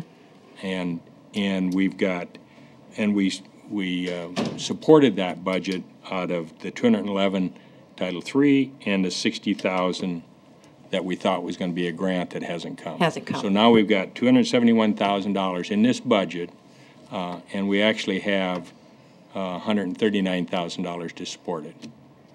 Mm-hmm. And we're estimating to spend about $500,000. So even if we spend this $500,000, we don't have the spending authority in there to do that. No. We're going to come in for another supplement. If he continues on this onslaught. However, where does the 200,000? We moved 200,000 from 2013 to 2012. That came out of cash reserves. It wasn't current receipts. Title III cash reserve. Yes. Okay, so then that was part of the 211 that we were saying was supported, the 2013, right? But now we're trying to spend it twice. No. Yeah, we are. Yeah, he spent some of You his... already spent it, 2012. Well. Not all of it. 150 of it. Yeah. 189. There's no end to it. It's a big hole that we throw money into. And it's up to you guys. I mean, this is just what we marked our survey crews. So, I mean, we can leave them if that's your choice. I mean, that's just trees we got identified out there that need to be cut, that we have identified. In the right-of-way stuff, I didn't anticipate that. That was kind of something that the working group said, this is something we're gonna have to address because it's gonna be a definite hazard to public safety. So that was added on. I talked to Nyman Timber yesterday. There's a possibility that they'd be interested in buying the green hit trees and taking them to the Hill City mine or Hill City mill at basically no cost. It'd offset our cost on taking them out. We just got to get the approval from the Forest Service to basically do a temporary timber sale to get some of those trees to the mills there. Well, we should know on House Bill 1050 if it passes within. And we can wait on that right away. We can wait on that right away stuff till after Can we March wait on some of this other stuff until we know if that's been The passed? cut and chunk on the green, we gotta do now, cause you gotta control the beetles, and if you basically wait after March 1, you've basically lost a lot of your effectiveness on the cut and chunks, so. Then that's the 220. Yeah, it's about, probably you're looking at about 6,000 trees there, so. And if we take that 80,000 out of our contingency and then later get this 600,000 from the state, can we put that back in our contingency? No. Did you say that on the Title III's, the 2013 Title III, 37,000, but half of it went to the Highway Department? This is the amount that came to the Title III fund. Heine's share went to, which was larger, but half of it has to go to, or a portion of it has to go to roads. Okay. And, so he's gotten that. This is just the county's Title III portion. And cannot the portion that goes to roads be used to cut trees along the right-of-way? So he could use that money for Scott's R right-of-way stuff. Protect the roads. Technically, yeah. So that would alleviate some of your right-of-way stuff. I would just as soon see us use the emergency disaster fund, at least some of it, instead of going back, taking away from last year. I personally don't like people to come in and say, I didn't spend it last year, so let me spend it this year. That's the reason we have budgets. So I don't like that going back, taking contingency. But I wouldn't mind using some of the emergency disaster fund, because if there's an emergency disaster, this is one of them. And you've already declared it a disaster, I believe, an emergency disaster in the county. That's my opinion. Just a comment. Take the 80,000 out. Yeah. Ron, just a comment, when we talk about the trees falling, I had Heine figure out what it has cost him, mountain pine beetle trees falling on the highway last year, $156,000. Yeah, I don't know how much he got out of this, but I would sure think there'd be a legitimate use of that money. I don't know. That Okay. one, I think. We've had a pretty wide-ranging discussion here, and It's a pretty serious discussion. At a point where we're ready to conclude with a motion or a postponement or whatever? I'll take a stab at it. Since we needed 80,303, cash shortage through 228, and by that time we should know what the state is doing with HB 1050. I'll say that I'll make a motion. We take the 80,303 out of the emergency disaster fund. Second. We have a motion and a second, and the question I have for you, Julie, is if the motion passes, that provides you direction, and at some point you'd be coming back to officially enact the transfer, or? Well, what you would need to do if you want to spend emergency disaster money or any of the reserve money, you have to supplement the budget. So we can supplement. To follow through on what Ron's motion, to put that into effect, you would need to post a hearing to supplement the emergency disaster in the amount of 80,303. So the motion, if it passes, simply provides direction to do that? Yes, you can do it now. I can put it on the consent calendar to set the hearing in 2 weeks. And along with that, I would like to find out maybe from Holly if we've declared this an emergency disaster. Yeah, I think we have to do it. Yeah. Okay, I think we understand where we are. We have a motion and a second. Any further discussion? Just a clarification. So is your motion then to? Just set a hearing. Set a hearing, okay. 2 weeks, 9:15. Okay. Any further discussion? Hearing none, those in favor of the motion say aye. Aye. Opposed, motion carried. Do we also need to direct fire management and search and rescue not to incur any debt in those until after we see about HB 1050? Because that's taking, the 80,000 takes the use of the whole 139,910. Yes. Hello, Brian Mueller with the Pennington County Sheriff's Office. Just a quick explanation on, I think this is very confusing because we've got a lot of different topics grouped together, but as far as how that $20,000 works for search and rescue, they're not going to incur specific expenses towards that budget. What we use that for is if search and rescue responds to a Title III usable type of incident on the Forest Service, then we put together a quarterly billing and bill that back to that Title III money for reimbursement. So we're going to continue to incur those expenses if we get called out to the Forest Service. It's just going to come out of our general fund budget and not be supplemented back with this Title III money. So we're not going out and buying anything with this money. We're just using it to reimburse us for trips out to the Forest Service. So if we get to the end of the road here, or the end of the year, and we don't have Title III money, you'll just have to eat it. Correct, and we put the 2013 budget together with the assumption that we're going to get some reimbursement from that Title III, and as a result, we did not ask the city and county to contribute any more money in 2013 as they did in 2012. I think we've managed those budgets very well, and we actually turned some money back at the end of the year for the first time in several years.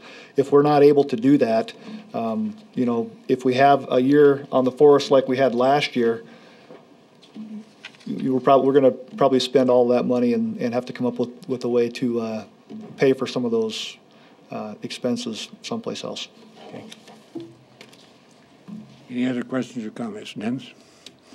If I may, Denny Gorton, Pennington County Fire Administrator, understand not incurring any expenses, but we already have. I have some vouchers ready to submit for some wildland training classes that have already been given, and then we reimburse or pay the instructors, you know, to put on those classes for us.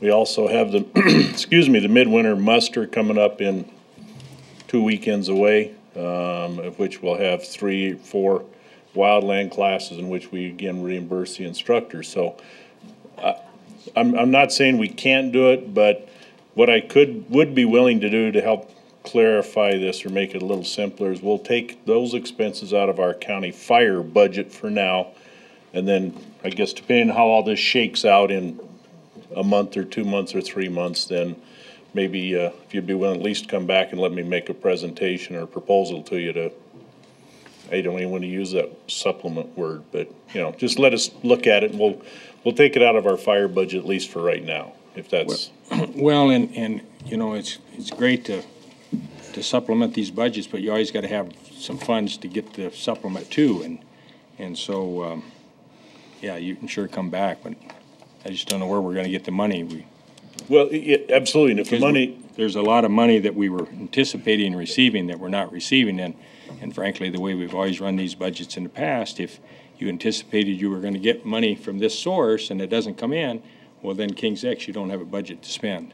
Absolutely, and of course, when we did the 2013 budget in, I'll call it early 2012, there was a lot of cash reserves left at that time, so we could fund those budgets, and now we've drawn those cash reserves down. Just and you do have some cash reserves in your fire budget, right? Correct. Yes, that's why I say we'll use those funds, and we'll figure this out later. But Commissioner Troutman, I believe you're right, and only $37,230 in, which really is 2012's. I'll stand to be corrected, but I think we got about 67 or so last year, and so I thought there was supposed to be an equal, you know, no less than. so to speak. But I'll go do some, looking at some numbers and stuff too, so, okay, just to let you know. Thank you. Anything further?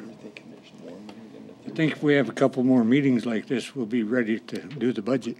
Well, Mr. Chairman, I think what we all have to take into account, and which department heads better too, is we might be going through this a lot in the next few years. So I don't think we're going to be getting money like we used to, and the federal government isn't going to be throwing it around like they used to. Right. Scott, did you have anything further? Julie? Nope. See, do we have a motion and a second? We need to vote. Is that correct? We did vote. All in favor of the motion, say aye. Aye. Opposed? Motion carried. That was Thank you. enthusiastic, wasn't it? Yeah. Okay, next item, item 24, Commissioner Troutman. This is a contingency fund dollar item that was continued from the 15th of January. You want to do 24? We kind of did that, didn't we? Yeah, I think we hooked them together, didn't we? The 100,000 left over in contingency, if you look at the report, is included in unspent budget and therefore is already pulled forward to the cash reserves available of the 790. So it's included in that. Thank you.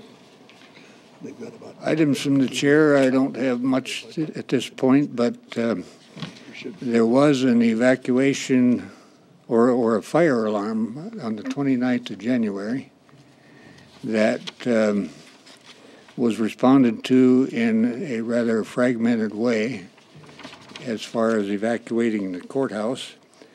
And so, Holly, if you would share with us what we might. We just had a fire alarm go off last Monday morning, and there were some areas of concern raised in procedures, how things were handled.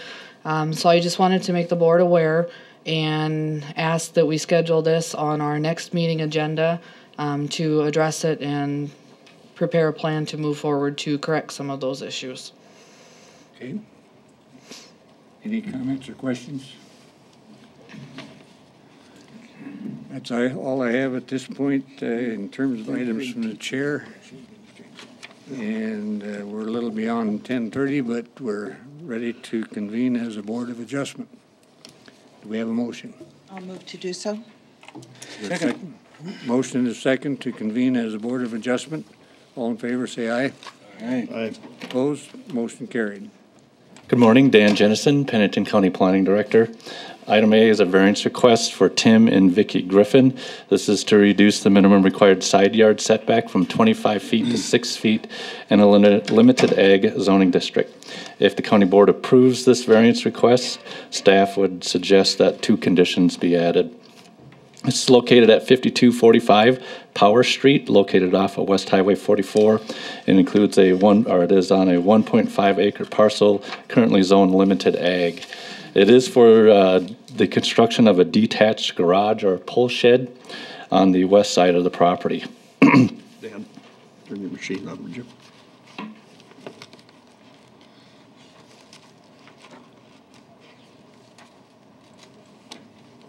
The computer is shut down. This looks like it's all in lot 5. Yeah, it does. So, Dan, is lot 5 subdivided? It is 2 lots, It's 2 but lots. it is zoned limited ag, and limited ag does require a minimum of a 10-acre lot size. However, the lot was created prior to February 1st, 1994, and because the lots were always sold together, can be considered what we call a developmental lot, and they can ignore that interior lot line.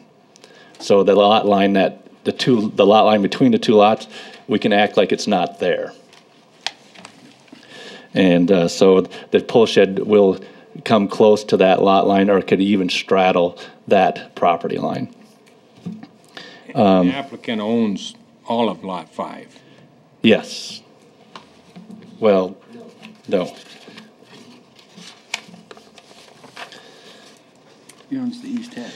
He owns half of Lot 5. That lot line between, right in the middle of Lot 5, he owns the east half and not the west half. The west half belongs to the property owner to the west.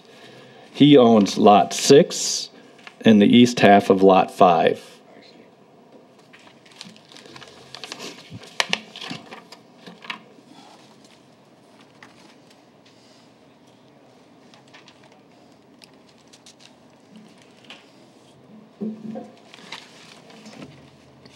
Property does consist, Lot 6 consists of a single-family residence and a drain field.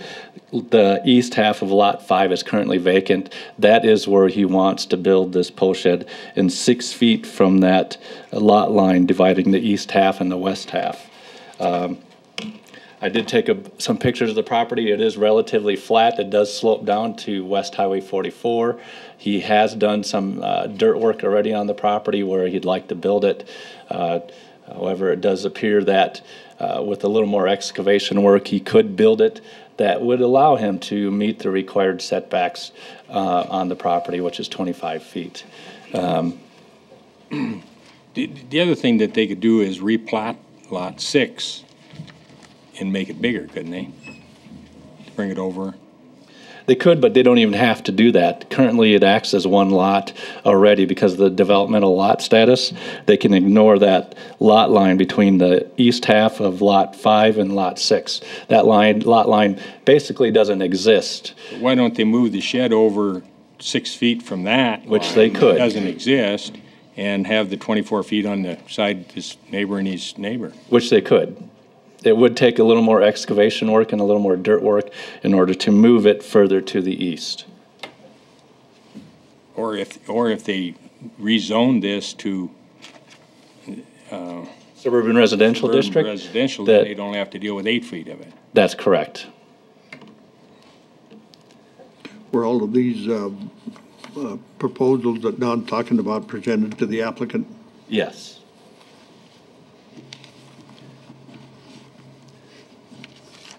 This is the property right here.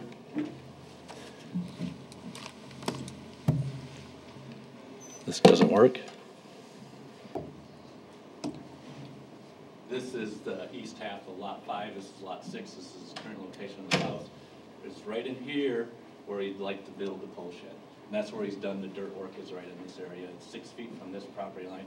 There is some trees right in here. There is some sloping land. It does slope down to West Highway 44. He can ignore this. He would have to take out some trees in order to move it that direction. You did get a letter from some neighbors on Norman's Roost Road, which is that road just to the west. They're concerned about meeting the setbacks, but they're also concerned about him having the ability to build a pole shed. But that is something we don't regulate. The pole shed isn't allowed use in that zoning district. So to us, that's a non-issue. It's just a matter of meeting the setbacks or not. If he had met the setbacks, we wouldn't even be here. He would have been issued a building permit for this structure if he was meeting the setbacks.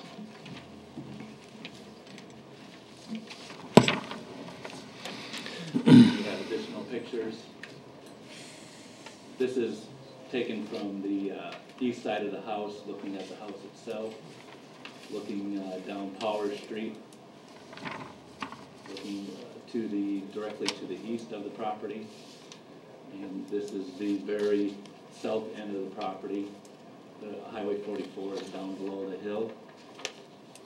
He does have some yard accumulation on the property, some cars, which he's indicated would be moved inside the pole shed once the pole shed was built. This is that east half of Lot 5. You can see the dirt work that's already been done on the property. And you can see that there is some slope to the land, but with additional dirt work, he could possibly move it further to the east. That's his house. Lot 5 is kind of where I'm standing, taking the picture.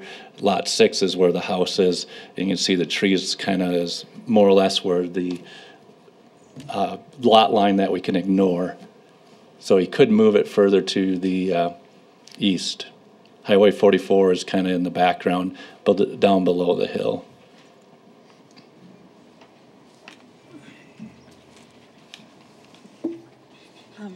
Mr. Chair. Dan, in the comments from Rapid City Community Planning and Development Services, they commented that the DOT should be asked for a comment. Have you received that? No, I did not receive any comments from them. They're down below. It doesn't really affect the DOT at all, or even the right-of-way of DOT. It's located above the hill. See from that picture, but why would they comment on that? I don't know. Okay, that.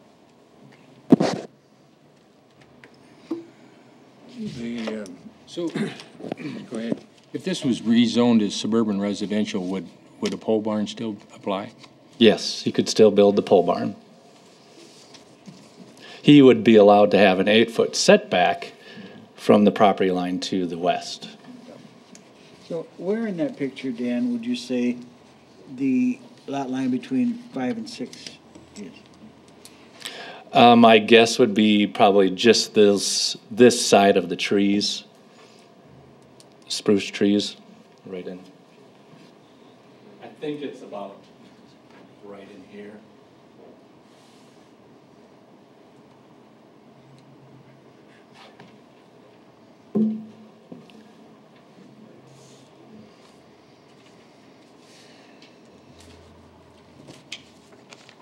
There's a reference to a utility easement.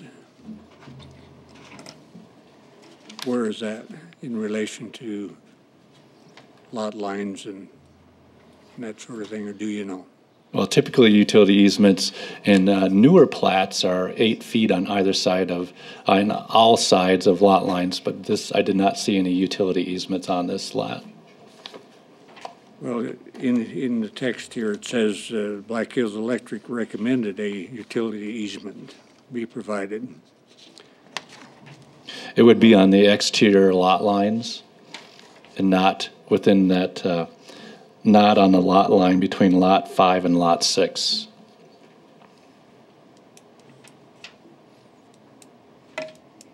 So if you approve a 6-foot setback, you'd be 2 feet into an exterior utility easement? Which, yeah, is usually the case in newer plats. However, there isn't currently a utility easement between the east and west half of Lot 5. There's nothing there that has a utility easement. But if there was one there, yes, he would be 2 feet into that utility easement.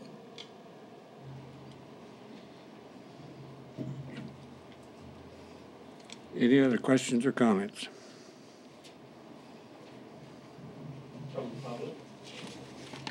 Is there anyone else who wishes to comment? Yes. Got 2 of them. This gentleman first. I'm Ray Burnett. I own the lot to the left and am against this variance. Let me just give you a little bit more detail about the area. We live on a plateau, a gradual plateau that's 30 feet above Highway 44. On exactly the opposite of Highway 44 is all city, Rapid City city limits. We're out of the Rapid City limits. There are 7 owners in this plateau that own all of the land that you can build houses on. The rest is all too steep. The area has been developed as a low residential area. I've lived there for 40 years. We've never had any farming other than gardens there. Our problem is that it is under understanding that it's planned to build a 40 by 60 barn. That's well over twice the footprint of his house.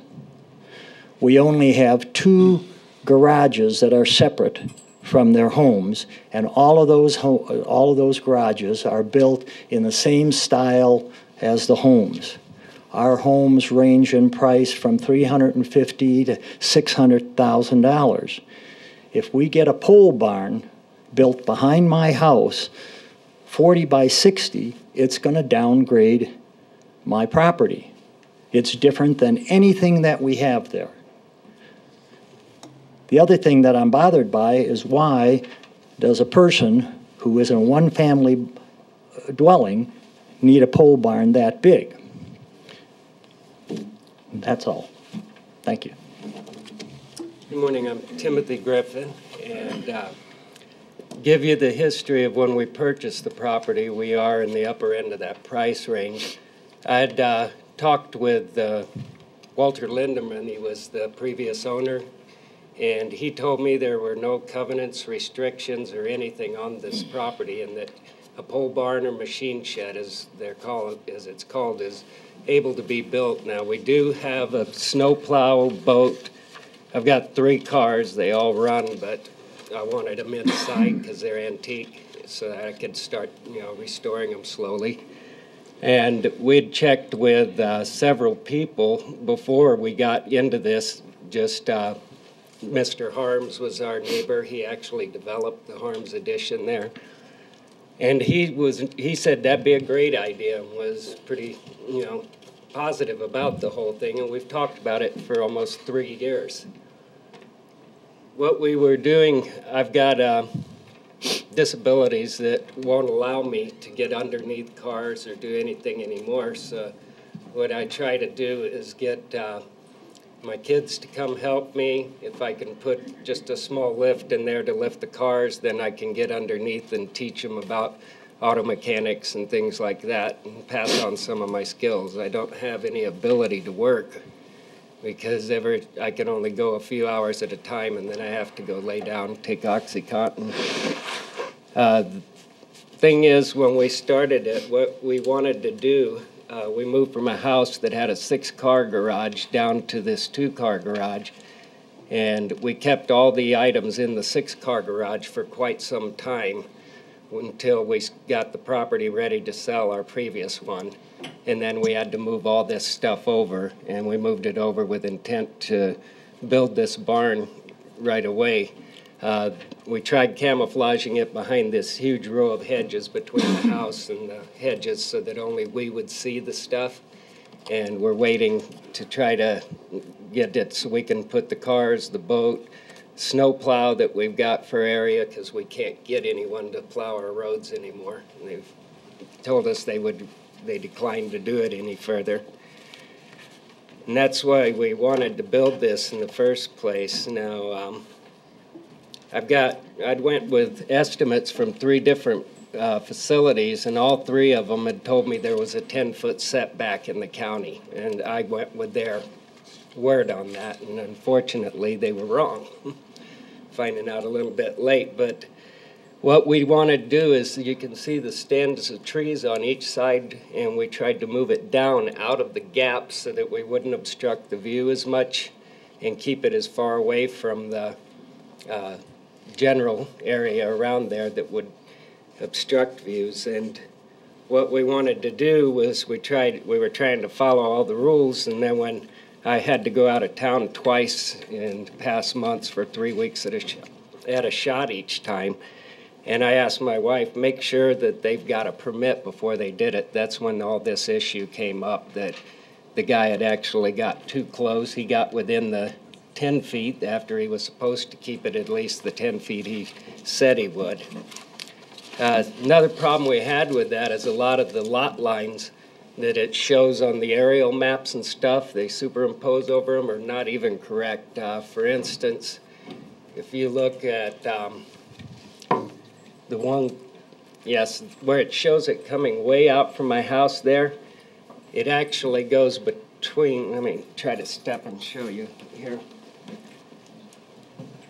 We didn't find out that we did a boundary survey that this line actually comes here and cuts off my driveway. All the landscaping was previously done. This line only goes to about here and ends at this corner, not way up in here.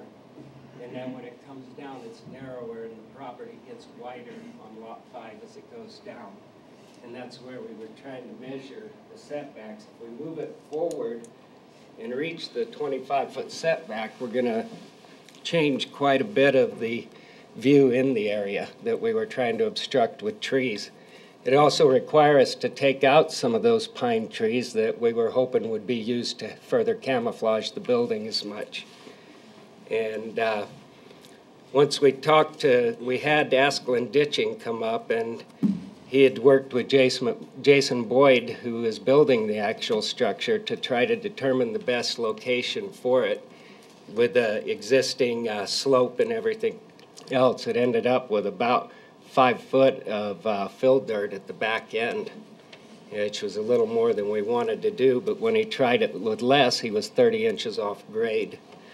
We're looking to keep it at the lower portion of the land, but we can reach that setback by moving the building forward and coming across the trees, taking out 3 to 4 of those trees and moving it directly over up against those hedges. We would meet the 25-foot setback, but then once again we start dealing with grade issues. If I tried to move it further down and over, we've got a big head wash. I've got some pictures of that. The head wash would stop the contractor from actually having the required room he needs to put the building up. So that was the two of them, Jason Boyd and Art Asplund, had said that that was the best location for the building. Now, I've talked with Jason yesterday again, and he said he could meet a 10-foot setback with the current grading, and that wouldn't be an issue. He wouldn't have to regrade or do anything, but then, as we know now, it's a 25-foot that we're trying to catch the variance on. Mr. Chair. Mr. Griffin, is it? Yes. Mr. Griffin, I don't know if you heard my comment or my question to the planning director. You could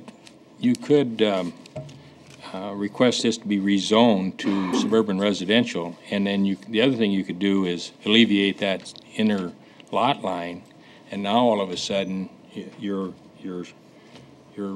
setback on that side is 8 foot. Yes. Any consideration of that? That's never even been brought up as an option until now, so I didn't know it was possible for an option to do that. What would that take, Dan, for him to do that? Rezoning is a 3-month process, and then, yeah, he could replat it too, but he'd be platting it through the city, and then he would be annexed into Rapid City if you were to plat the property. But that isn't necessary either, because that lot line in between lot 5 and lot 6, we can act as if it's not there. It's pretty much non-existent as far as trying to build a structure on the property. So, but he could rezone it, and now all of a sudden he's only got the 8 foot to contend with on the side setback. Could he just rezone his one lot or his building site? Yep. But he would be pulled into the city. No, only if he plats would he be pulled into the city.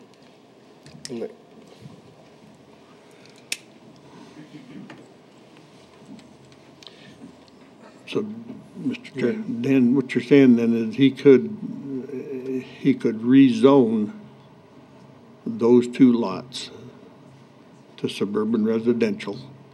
He'd have an 8-foot setback on all sides except the front, which would be 25 feet. Yes. He could still build across that center line between those 2 lots. Correct. And still meet the setbacks on all sides. Yes. Yeah, with an 8-foot setback, I wouldn't even have to move where the ground's actually graded at this time, because the upper right corner is exactly 8 feet is what they were starting at. And when I talked to Jason Boyd, who's constructing it, he said that it could be moved over and meet a 10-foot even. And that he just brought as an option yesterday of all days. But He said that wouldn't require regrading, it'd just tilt the building the other, instead of having it move this direction, it'd move slightly this direction and still meet it. Because we've got nearly 15 feet on the farthest corner in the top of that grading there from the lot lines. Did have the boundary surveys all done in anticipation of this, and that's when we found out that nobody's been paying attention to the lot lines up there. We had to get variance or agreement with Harms, Dr. Harms, because half of our driveway we found out doesn't even belong to us. Half of the landscaping that's down there has been chopped away, and it was one of those areas where when he developed it, he thought a road was platted across my property. It's actually platted on his property. So I was totally confused talking to Dr. Harms and to Walter Linderman when they told me one story about this, and then just to find out that it was totally different on the lot lines. And once again, I trusted 3 contractors who told me we'd meet 10 foot, and that was the requirement. And I'm very sorry. If I'd have known that, we would have moved it. So, took the trees out if necessary, and moved it back over. Hearing all that, I'm going to make a motion to deny the variance. Is there a second? I'll second it. Okay, we have a motion and a second to deny the variance. Is there any further discussion? My only comments would be to Mr. Griffin. I think there's other options for you, and probably there's 2 of them. One of them, you can move the building over so you can have 25 foot on that one side, if that's what you want to do, or you can go through and rezone this to suburban residential, and now you got an 8 foot, and then you can build it. So I think you've got 2 options that will allow you to move forward with your project, but I just don't think the variance process fits this application. Okay, thank you. Any further discussion? Any other comments? If not, I have your pictures here. We have a motion and a second. All in favor of the motion, say aye. Aye. Opposed? Motion carried. Okay, now. We can talk later. Make a motion to come out of the Board of Adjustment. We have a motion to come out of the Board of Adjustments. Is there a second? Second. We do have a second. All in favor, say aye. Aye. Opposed? Motion carried. Item B is a vacation of a section line 13-01 for John Preston. This is to vacate 900 feet of section line right-of-way located between section 18 and 19 of 40 Oaks Ranch subdivision. Staff is recommending approval of this vacation with 2 conditions. It's located at the intersection of Highway 40 and Twisted Oak Trail and involves 9.55 acres. The purpose of this is to create additional building space on each lot. Is this a consent calendar item? Oh, is it? Yeah, but I okay. think Dan's just got, Then never mind. got a little momentum going here. Okay. Are you done? Yes. I make a motion to vacate this section line right away, crossing lots 3, 5, 6. If it's on there, no, it's on there as a consent calendar. That's right. Approve the consent calendar. Just, Mr. Chair, I make a motion to approve the consent calendar for planning and zoning. is there a second? Same even reading all that. Motion and a second to approve the consent calendar for planning and zoning. All in favor of the motion, say aye. Aye. Opposed? Motion carried. Now, item C. Item C is, I believe, the job description, assistant planning job description. This was continued from a number of months, or like 2 months ago, I believe, to clarify some issues. We've made those changes and are just looking for approval of the job description for the assistant planning director job. Mr. Chair. Yes. Dan, again, do you intend on putting in an assistant planning director? Yes. I think we talked in the past about just putting somebody in charge when you're gone. And I think we asked about this before, that, hey, is this the plan? And we were sure, no, we're just putting in a description of a job title. We're not, I think we were told that we were not going to proceed with getting somebody in that position. Okay, I think the issue right now is the job description itself. And Nick, would you proceed, please? What my recollection and understanding is that there was some issues with the job description, so I worked with Dan and Nancy to, we got some of her concerns and we vetted some of those out, just some of the wording that was in there. And so what we were looking for today was just an approval of a job description. Anything beyond that, I guess we're not looking to do today as far as, and Commissioner Buskerud had, talked about when we had talked about this previous, about not asking for an FTE. We're not doing that. We're not doing anything other than just trying to get an assistant planning director job description approved and put, I guess, quote unquote, on the books, on KJ's books. So anything beyond that, we don't have anything going today. Mr. Chair. Yes. I guess, and I like that statement, today. And that's what was said the last time. We're just doing this today. Right. We haven't, but Dan just clarified the fact that he has an intent of putting somebody in that position. So I guess that's where I'm headed. Okay, and Nancy, you've had some concerns about some of the... I did, and I've spent some time with the two of them, some wording and so on that I felt was real important to put in there. I especially was concerned about management skills, and I feel that that's been put in there. So I'm very comfortable with where it's at now.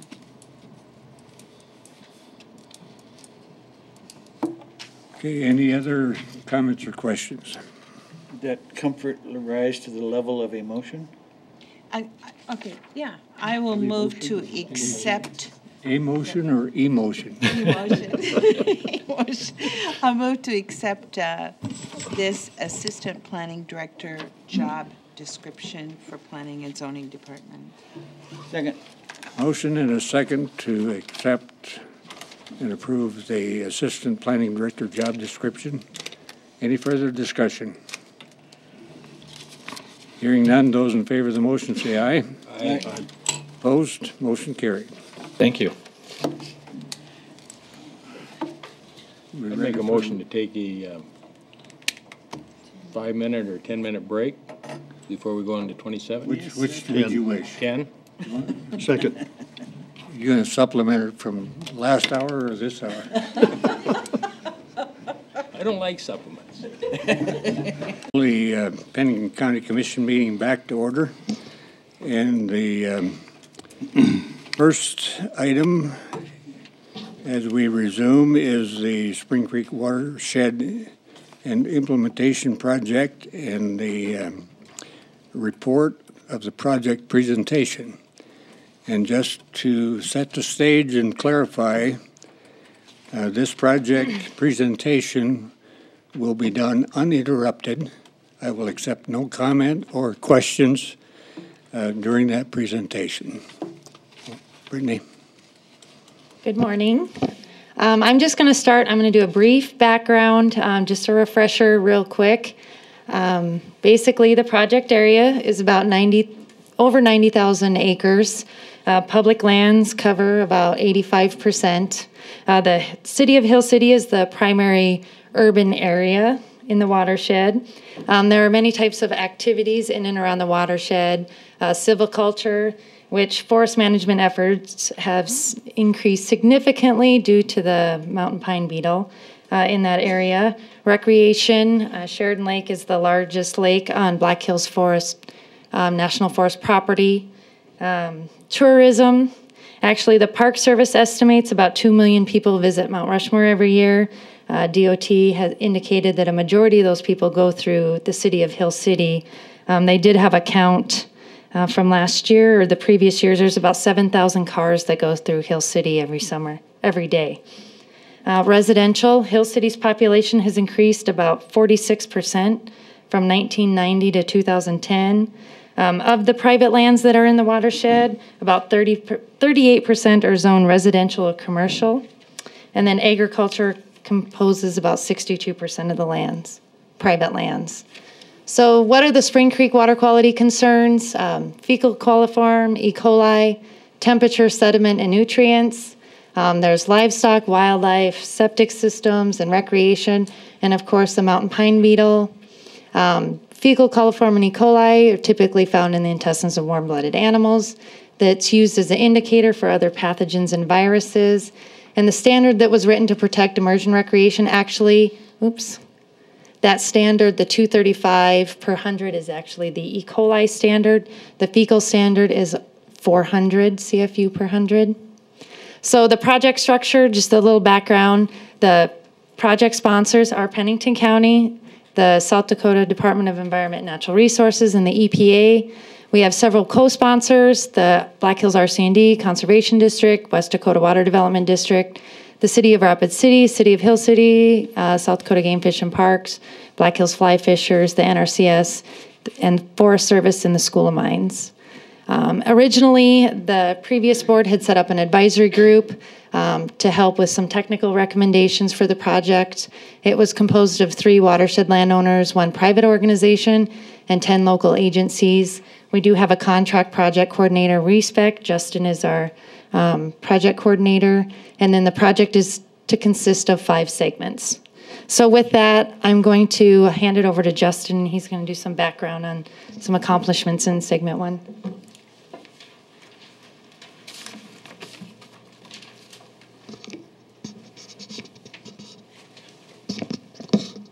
Thank you, Brittany. Thank you, Mr. Chairman, Commissioners. I'm Justin Kraske with Respect Consulting.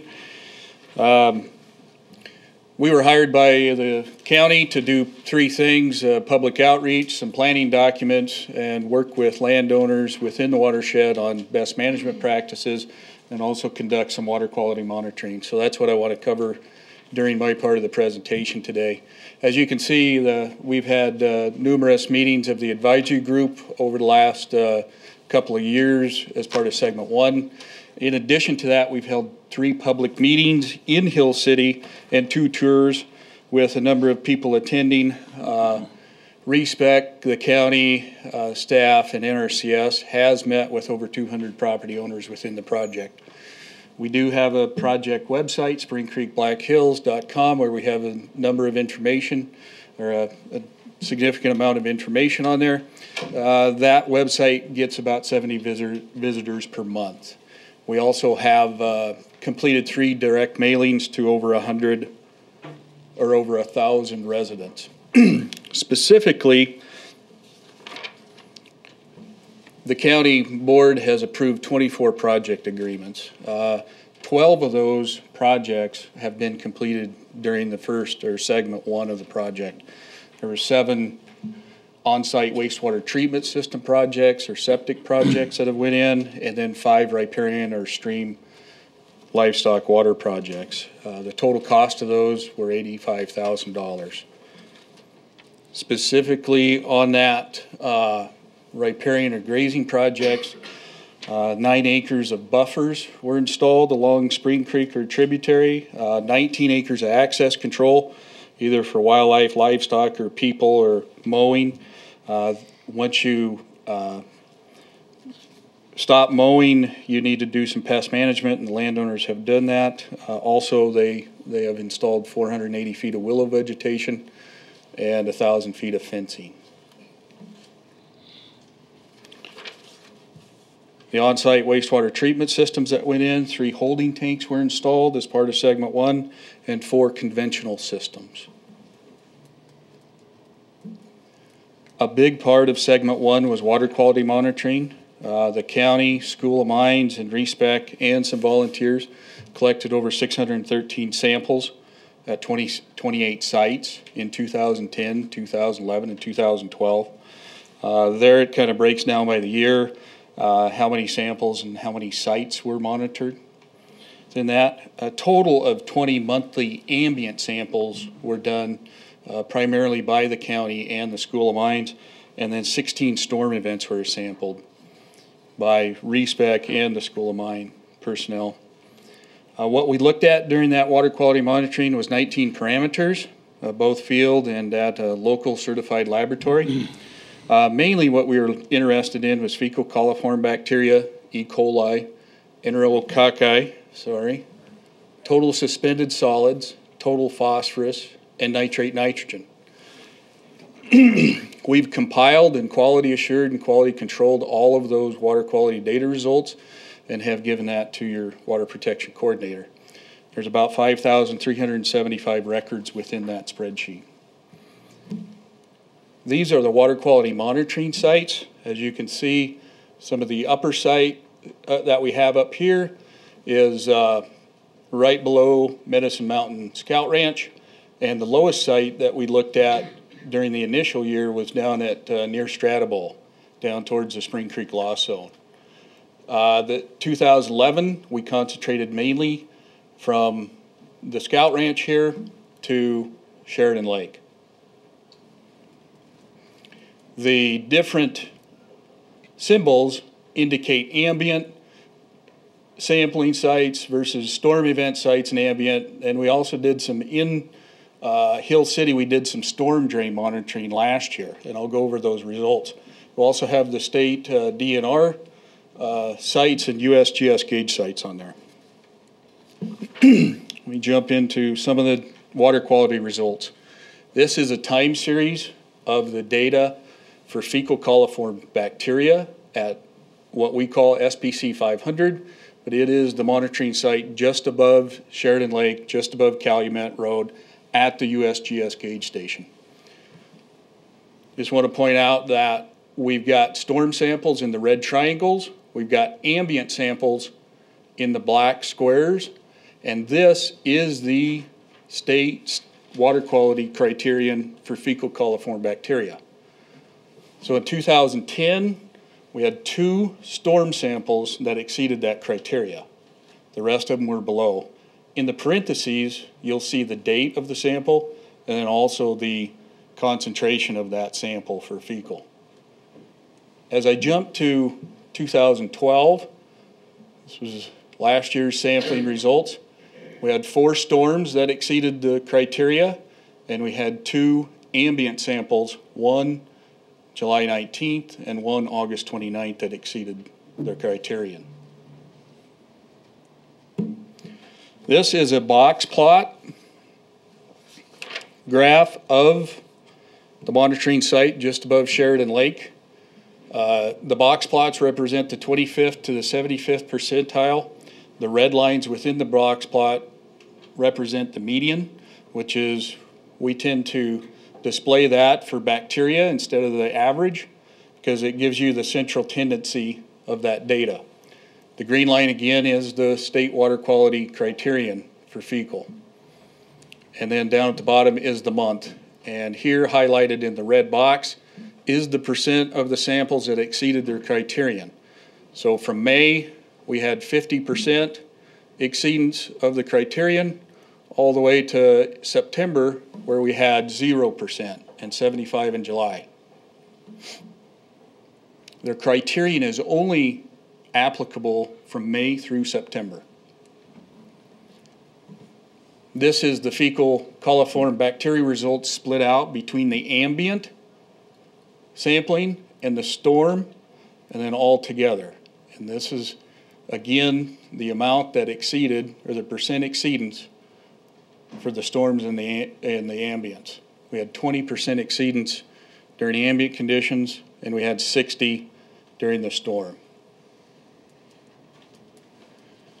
In addition to fecal coliform bacteria, we've been monitoring E. coli, which the state standard for E. coli is 235.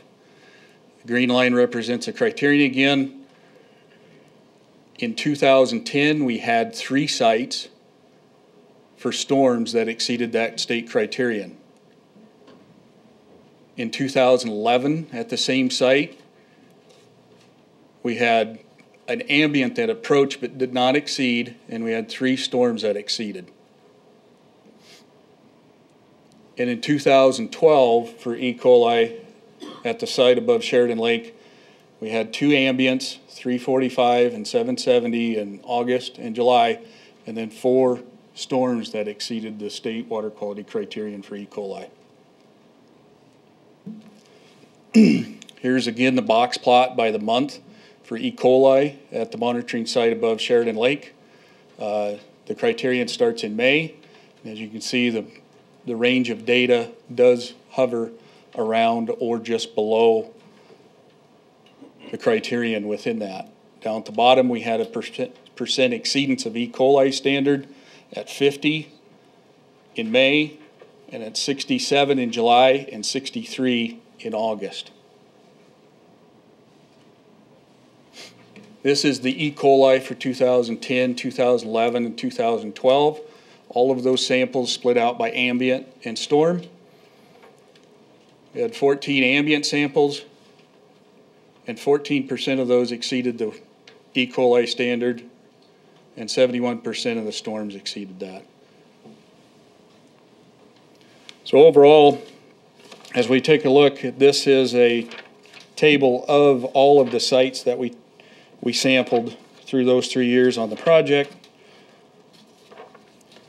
You can see that we had exceedances at site during the ambient sampling at site 450 down here, 500, and we had storm samples exceed at site 200, which is at Tracy Park in Hill City, all the way down to the 500 site, which is at 60% exceedance. Along with that, the middle three columns, you have the ambient exceedance of E. coli at SPC 100, 7% of the samples there, all the way down to 40%, 14, 40, and 14 near the Three Forks area and above Sheridan Lake. We also take a look at sediment, and we had 11% exceedance at some of our upper sites, 5% near Hill City and 6% at Tracy Park, and then 11% down at Sheridan Lake, and then the storm exceedances for those sample sets. This is the tributary table and the percent exceedances. We did not have any ambient or any percent exceedances of the fecal data or fecal criterion for the tributaries, which would be Sunday Gulch. These are storm drains in Hill City, Newton Fork, Palmer Creek, Horse Creek, and a Blue Wing tributary. One of the reasons is that for those tributaries, those are limited contact and the water quality criteria change. It goes all the way up to 2,000 CFS. We have E. coli exceedance at one site, and that was the lower end of Palmer Creek. And then again, on the sediment, we did not have any exceedances on the tributaries during ambient, but during the storms on all three of those, we had exceedances.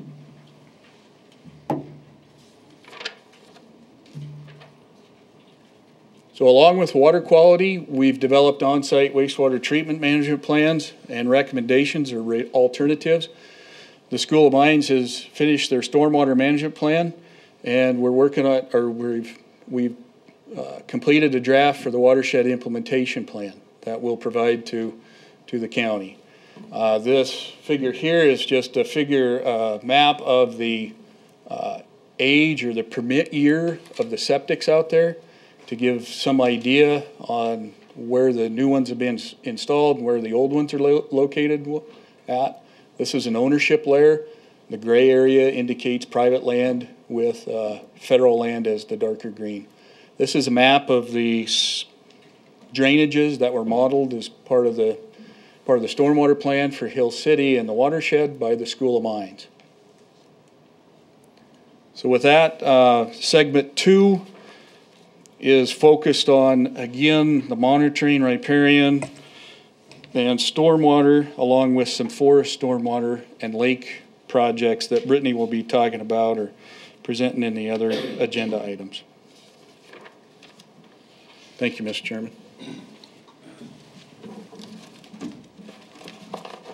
Okay. Any questions or comments by the commission?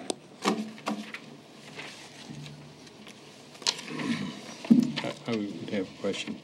In looking at the results by year, do you think we're making progress?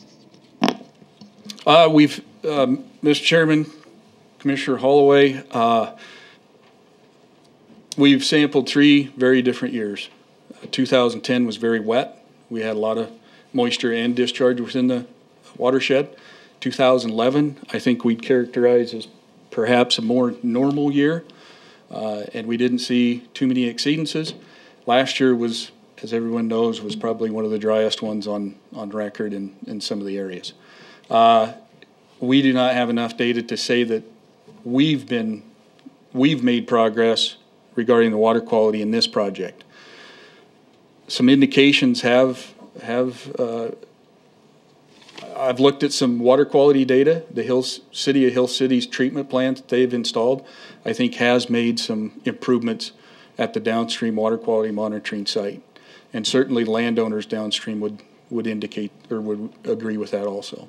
It just looks like at that one site that you were monitoring just above Sheridan Lake, and you look at the different years, I mean, 2012, we went above it several times, but you go back to 10, and there wasn't quite that many. Right, and that was a very, very wet year. So just from just the rankest novel, it looks to me like it depends on the weather. I mean, we can do whatever we want to, but the weather controls what's going to happen.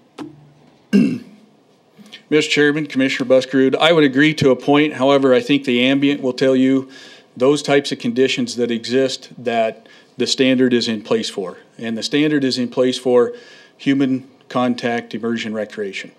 So if you have that situation out there last year where people were in there, certainly the data indicates that there's a greater risk for some type of contact with an indicator bacteria. When it's wet and it's high flows, you probably shouldn't go out there. But when it's hot, bacteria grow quickly. It's a greater chance of some type contacting some type of waterborne disease. What, Mr. Chair, if I could again, what would you think would be an indication of success? That's a great question, Mr. Chairman, Commissioner Holloway.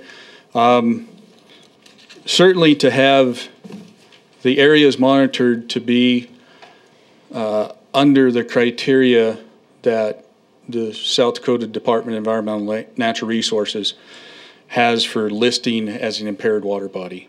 And that depends upon the number of samples that are taken in each reach, and typically that is 10% exceedance for bacteria, sediment, or anything like that. In the original TMDL that the School of Mines and DENR did, that's where they geared it towards. If we could get below 10% exceedance on all these sites, we would probably consider that criteria. I tend not to make that judgment call regarding the data because that is the state's job to make that determination whether it still is impaired or not. But given my best professional judgment at this point, the data would indicate it still is impaired. But if we could get to that 10%, that would be what I consider a milestone. Thank you.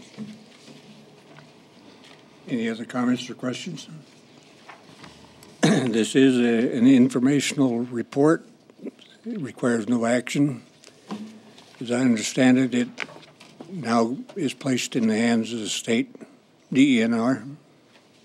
Mr. Chairman, regarding the data? Yes.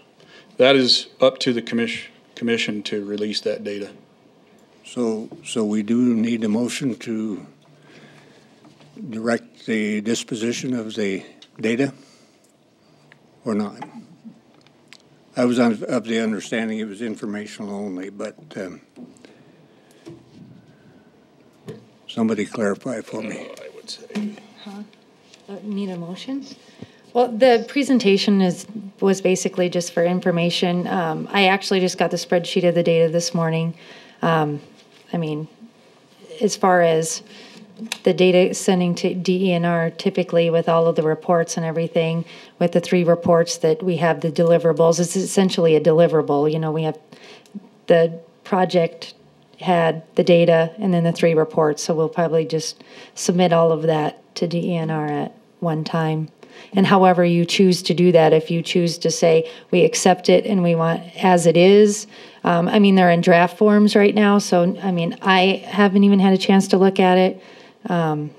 None of you have had a chance to look at it. So I don't know what you would prefer or how you would prefer to handle that. It's basically you guys are the authority over the project and how you choose to do that, I guess. We have 90 days from the end of the project to submit all of that information.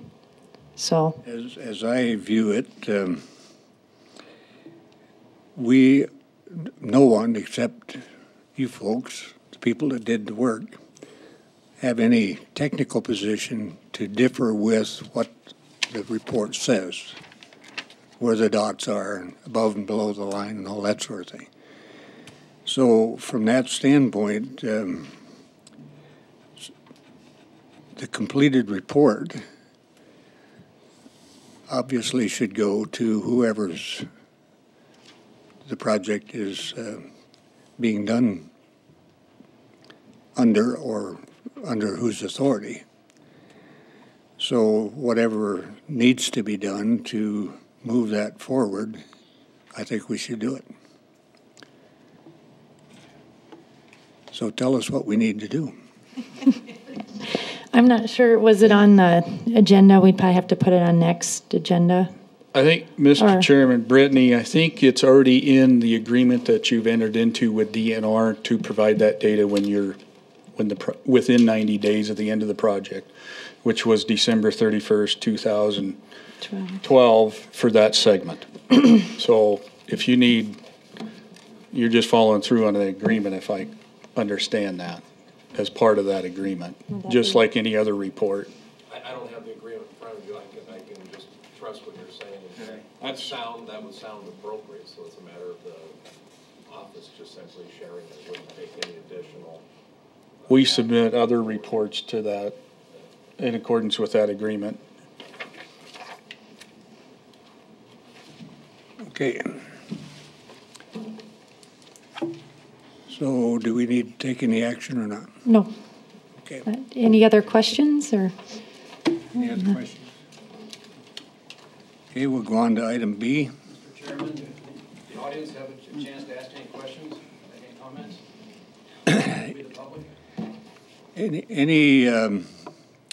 Any questions that deal with the technicalities of the data,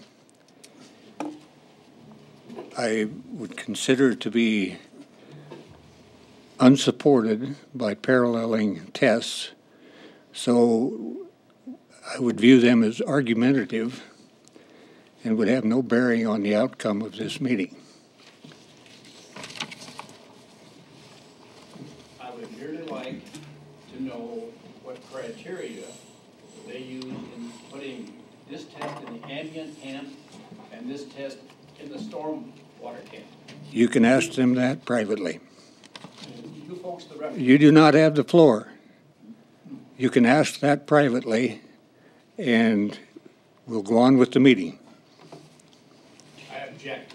This is going to get ugly. I'd like the record to show I object. I have a comment. You don't have, I'm not giving you the floor. I have We'll a comment, and is this, we got to talk on open comments, and I just wanted to share some information that House Bill 11. You do not have the floor, and item B, ma'am, Shutting off the funding of anything that's a project 3. Ma'am, stop. You may sit down. You sit down and be quiet. You have violated the direction of the chair more than once in this room, and will not be tolerated. And the next time you stand up without being recognized by the chair, we will ask that you leave the room. We'll proceed to item B. Okay, item B is the third amendment to the grant agreement for the Spring Creek Management and Implementation Project Segment 1. We had some leftover funding from Segment 1 There was a couple of reasons. There were some BMP projects that didn't get put in because obviously with the drought, we had made some decisions not to do some of those projects because of the lack of moisture. Two, there was some of the monitoring that didn't get done because obviously there wasn't storm events to monitor. So we had some leftover funding. DENR does allow us to roll over that funding into segment 2. So basically this third amendment to the grant agreement is essentially de-obligating those funds from segment 1 so they can be re-obligated into segment 2 if you choose. So I'm just requesting a motion of the chair's signature on that third amendment to the grant agreement. Mr. Chair, I would make a motion to have your signature put on that agreement to move the money from segment 1 to segment 2. It's actually just to de-obligate it from segment 1. I'm sorry. No. We have a motion and a second. Any further discussion? 160,000. My question was, how much money are we talking? $160,606. And you've given me that here in some of this paperwork.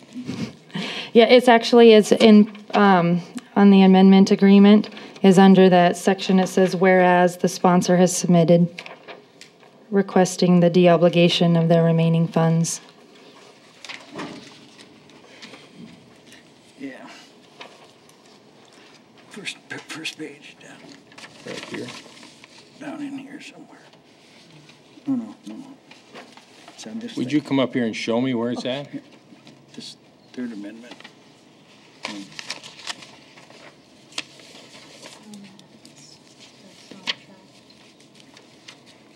Not that one. Yeah. This one here.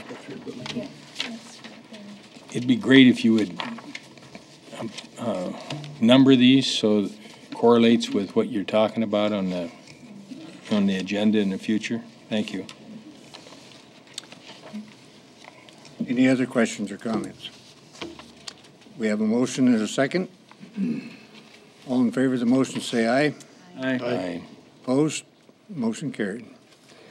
Next item. The next item is the first amendment to the grant agreement for the Spring Creek Management and Implementation Project. This is segment 2. This is to obligate that $160,606 into segment 2. Mr. Chairman. Yes. It looks like when we originally completed the Section 319 grant agreement, how much, it looks like 324,000 in 319, 100,000 and something water quality. Was that for Section 2? Was there an amount for Section 2? Let's put it that way.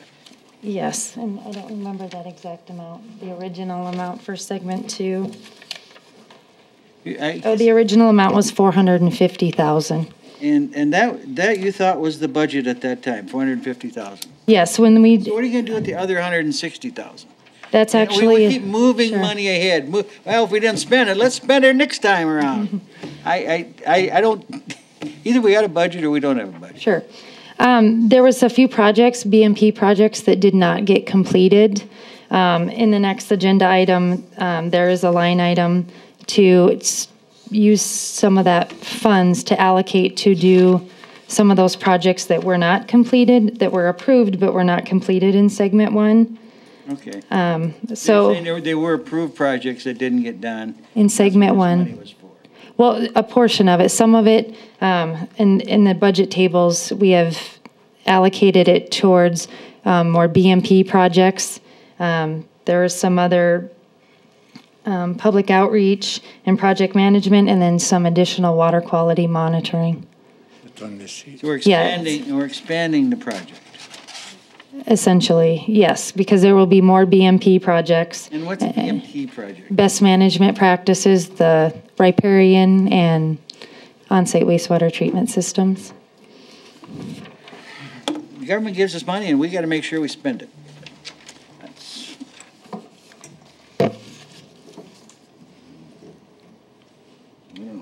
What happens to these funds if we don't roll them over? Essentially, they'd probably be allocated into another project, another 319 project in the state. And I don't, there are very few 319 projects in the western South Dakota Republic, eastern part of the state.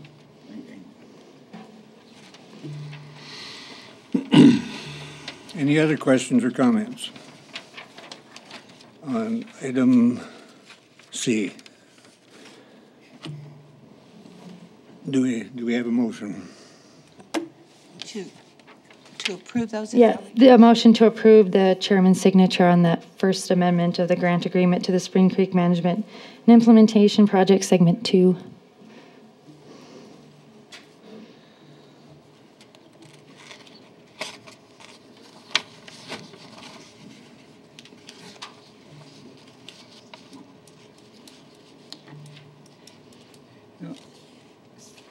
Looking at this, I understand the 319 funds went from 180 to 340, that's the 160,000. And then participant matching funds went from 50 to 132.2.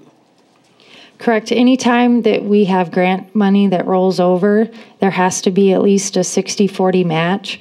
So in order for us to be able to roll that over, we still would have to have that 40% match.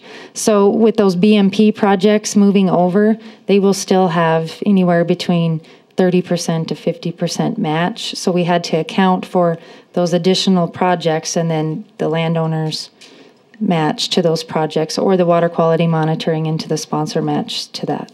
It hasn't really increased, it's just the matching funds have moved over then too. Essentially, a portion of them, but then there will be some additional match because there will be more money available for additional projects in that task. So in order to move grant funds over, you have to have match that goes with it, essentially. Mr. Chair, a lot of that match is in-kind work, isn't it? Some of it is. It depends on the project. Some of the landowners have done their own. Some of them have hired contractors. So basically, it's whatever they've been billed, and then there's that match. Why is it that Pennington County is the only one that went up in matching funds? Everybody else stayed the same. There was increased monitoring, and because our office does some of the monitoring, and there was increased on-site wastewater treatment systems, and because our office does the inspections and things, there was hours for labor, essentially. Is that an in-kind match? Yes. So you're obligated another $6,000 towards the project, but you're not coming in and asking for $6,000 more dollars. No. Commissioners got to go out and perform 8 hours. Mr. Chair? Yes. Under item C, I'd make a motion to approve the updated Spring Creek Management and Implementation Project Segment 2 budget, Table 6-1, 6-2, and 6-3, obligating the $160,606 of unspent Segment 1 funds. Is there a second? Wait, I'm sorry. You guys need, Darryl, you're still on the second half of item B. Right. You haven't re-obligated, made that second motion yet. You're jumping a little bit further ahead. Okay. So just to bring us back, if I Okay. understand this correctly, what we did is we de-obligated with my motion this amount of money that was left in segment 1. So now what we need to do is take that money we de-obligated and make a motion to put it into segment 2. Correct, re-obligate it, and that's what this Okay. I thought that was your motion.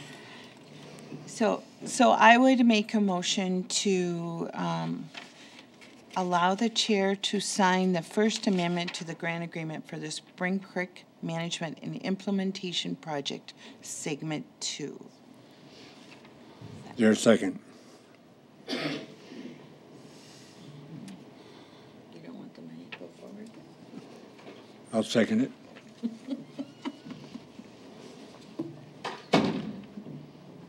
Discussion?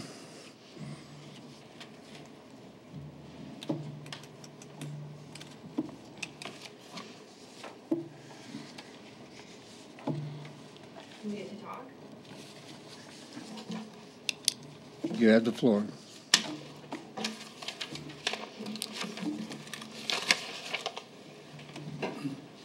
The question was posed. You are?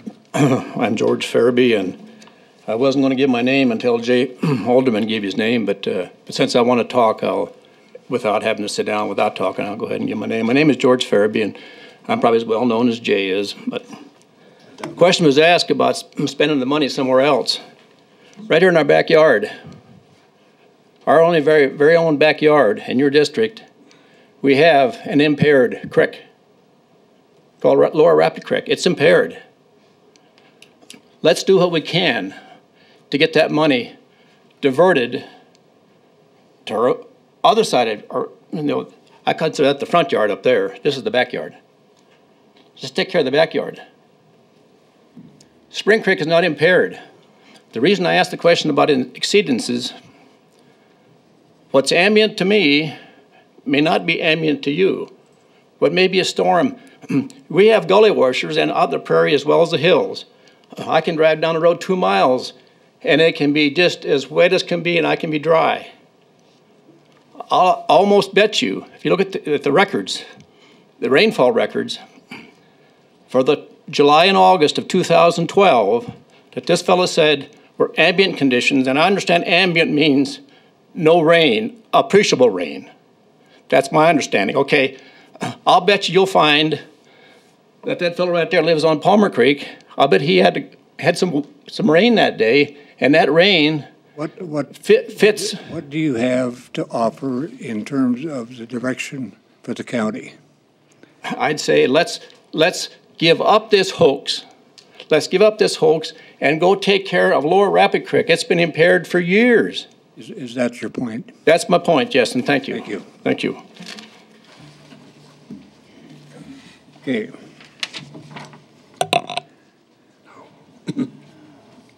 May I speak? If you stay on the subject. Okay, I will. My name is Stephanie Strong, and I just wanted to share some information with you that didn't know if you were aware of. When you read Project 319 and you look at what the Clean Water Act wants to do, they want to, well, just like the heating of the water, they want to dump it back into the ocean the same way they got it out. And basically, they're connecting all these waterways to the ocean and saying they want them clean. So then you got the Project 319. Well, the best management practices comes right out of the United Nations Agenda 21. Okay. And right here, the state, this is for you guys, prohibit the state of South Dakota and its political subdivisions. Stop. What can Pennington County do, and what pertains to Pennington County? The United Nations number 21 goes back, way back. It's something we can't control, so speak about Pennington County. Okay, Pennington County with House Bill 1190, that's in the state. It's got 2 primaries, got 30 co-sponsors. It says it's political subdivisions from adopting and developing sponsored environmental and developmental policies that would infringe or restrict the private property rights of the owners of private property. So that's in there right now. And I'm going to testify down in Pier this week on that. You know, and then my only other question on this, it needs to be defunded. Rejected and defunded, stamp it back, and you know, be the leader here in South Dakota as far as saying, no, we're not going to be a part of this here. But you've got a company that's getting the funds, that's giving you recommendations. You've got a conflict of interest. So thank you for your time. I appreciate it. And and I sent you a video, I don't know if you got it, from Fox News that shows in another state, once it gets too far, and we're not too far. And also I sent you on the Council of Land Management so that we can do local. So I wish that you would look at that. So thank you. Just to give you a little sense of direction here, these meetings are not a Cracker Barrel. They are business meetings for Pennington County. And from now on, You do not have the floor. You do not have the floor. So we will continue. I have one more question. You do not have the floor. When can I ask another question? After the meeting. I want to know when the rules change of open meetings, and I'd like a guideline so that I am not offending you constantly. I'm not trying to offend you, but the rules changed, and so it's like, then I don't get to speak. So can I get a guidebook because I'm new? You're given the floor, and if you check the law, the commission during its business meeting is not required to take public comment. So if I want to speak on things, then I need to get it on the agenda ahead of time. Either get it on the agenda or do it during the public comment period. Okay, appreciate that.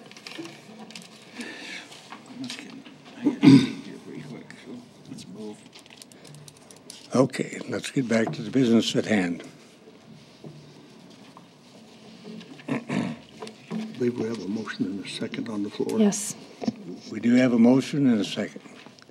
Would you restate the motion, please? To approve the chair's signature on the first amendment to grant agreement with Spring Creek Management and Implementation Project Segment 2. Any further discussion? If not, those in favor of the motion say aye. Aye. Opposed? Motion carried. The next agenda item is the table 6.1, 6.2, and 6.3. These are budget tables that we're required to submit to DENR during our segment submissions. Basically, the formatting is a requirement that they request.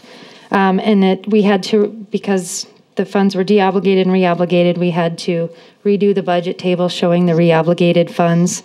And I apologize for some of the strikeouts and stuff. I just wanted to be able to show where those funds were allocated. But basically, I need to have those approved, or a motion for those to be approved so I can resubmit them to DENR in the segment 2. That's my motion. Proposal. We have a motion. Do we have a second? Second. Motion and a second. Any further discussion?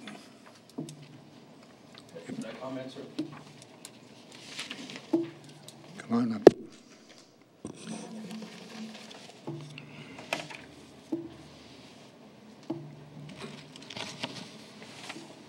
I haven't seen all the numbers, but the previous segment 2, I don't presume has changed too much. But the question was posed some time ago, and I think it was Ron that posed it. Is there any local funds involved? I think if you look at those tables, you'll see there's local funds involved. West Dakota, City of Hill City. Well, West Dakota and City of Hill City thought they were just spending money for monitoring. That's kind of like the United Way. When you check one of the many, many blocks, your money just goes in the big pool. So the sampling was a hoax for the City of Hill City, West Dakota. That's real money from us. Of course, it's all real money. Game Fish and Parks kicks in money. I don't think RC&D kicked in money, but those are all local funds. And the matching funds, in kind, that's Pennington County taxpayer money. So it's not all money from this magic tree place on the Potomac. Thank you. Any further discussion?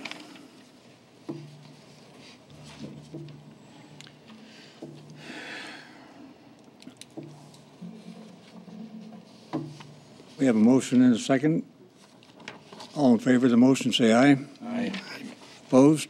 Motion carried. Okay, the next item, and going through segment 1 and moving into segment 2, we felt that there was maybe needed to be a little bit of structure within the project. Segment 1 was kind of our learning experience, but moving into segment 2, we felt that we maybe needed some kind of structure in place. So these next few documents with the project coordinator responsibilities and the intergovernmental agreements and the advisory group guidelines, I'm presenting to you guys for your approval. Basically, it'll lay out what's required of the project coordinators, what information you know, that we can do the day-to-day business, those types of things. So if there was any comments or concerns regarding those documents, I guess we can start with the first one. We have this stapled together packet, and that's the, and on the project coordinator responsibilities, I had the suggestion that the words keep track be changed to document. Just a grammatical sort of thing.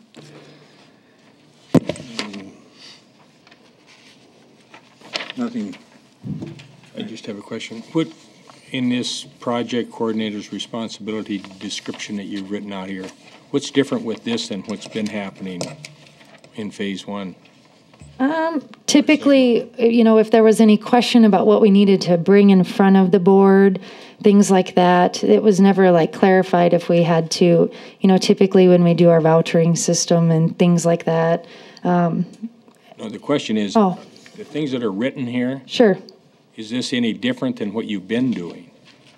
No. The only thing that would be different is under description of duties under G, to make minor operational and budget changes in an amount not to exceed 10,000 with the planning director's approval. That was different. And then item I.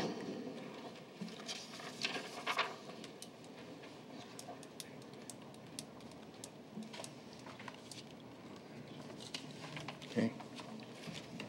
Any other questions?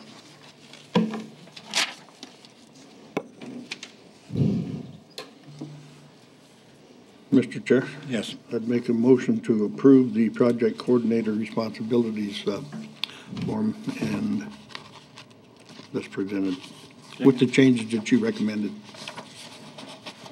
Is there a second? Second. Motion and a second to approve the project coordinator responsibilities with the one change. And with your signature, I'm sorry, sir. What's that? And with the chairman's signature fixed. Okay, we have a motion and a second. Any questions? Not, those in favor of the motion say aye. Aye. Opposed? Motion carried. Next item is the intergovernmental agreement, and Nancy has the honor of recommending changes in the wording. As you go through this, the very beginning, a political subdivision, political should be crossed out. Why is that? Well, we're more a governmental subdivision. Political subdivision is always the terms used. Sure. You're overridden in that one. All right, sounds good. Then if you go down to in number 1, the second to the last line, we have Clean Water State Revolving Fund funds, and it should be monies. These are grammatical in many cases. Number 2, the last line, to receive and administer grants and other funding. Should have an and in there.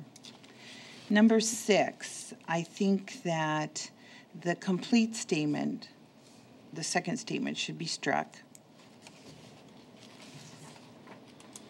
And I guess that's it. Jay, I'm correct, am I not, that Nancy was questioning that this agreement is by and between Pennington County, a political subdivision. She didn't like the word political, but that's the terminology always used. Okay.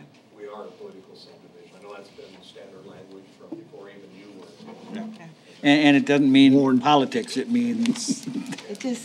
I don't want anybody to have the wrong connotation of who we are in this situation. And that was my concern, is what that indicated or could indicate to someone. Okay, what's your wish? Make a motion to approve the intergovernmental agreement as amended by Commissioner Troutman. Without the political.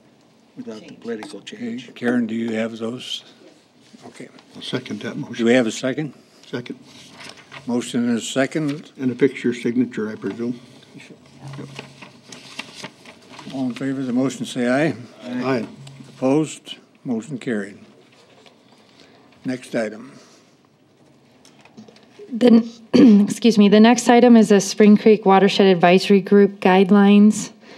This is the same thing. The advisory group initially was set up by the previous commission for segment 1.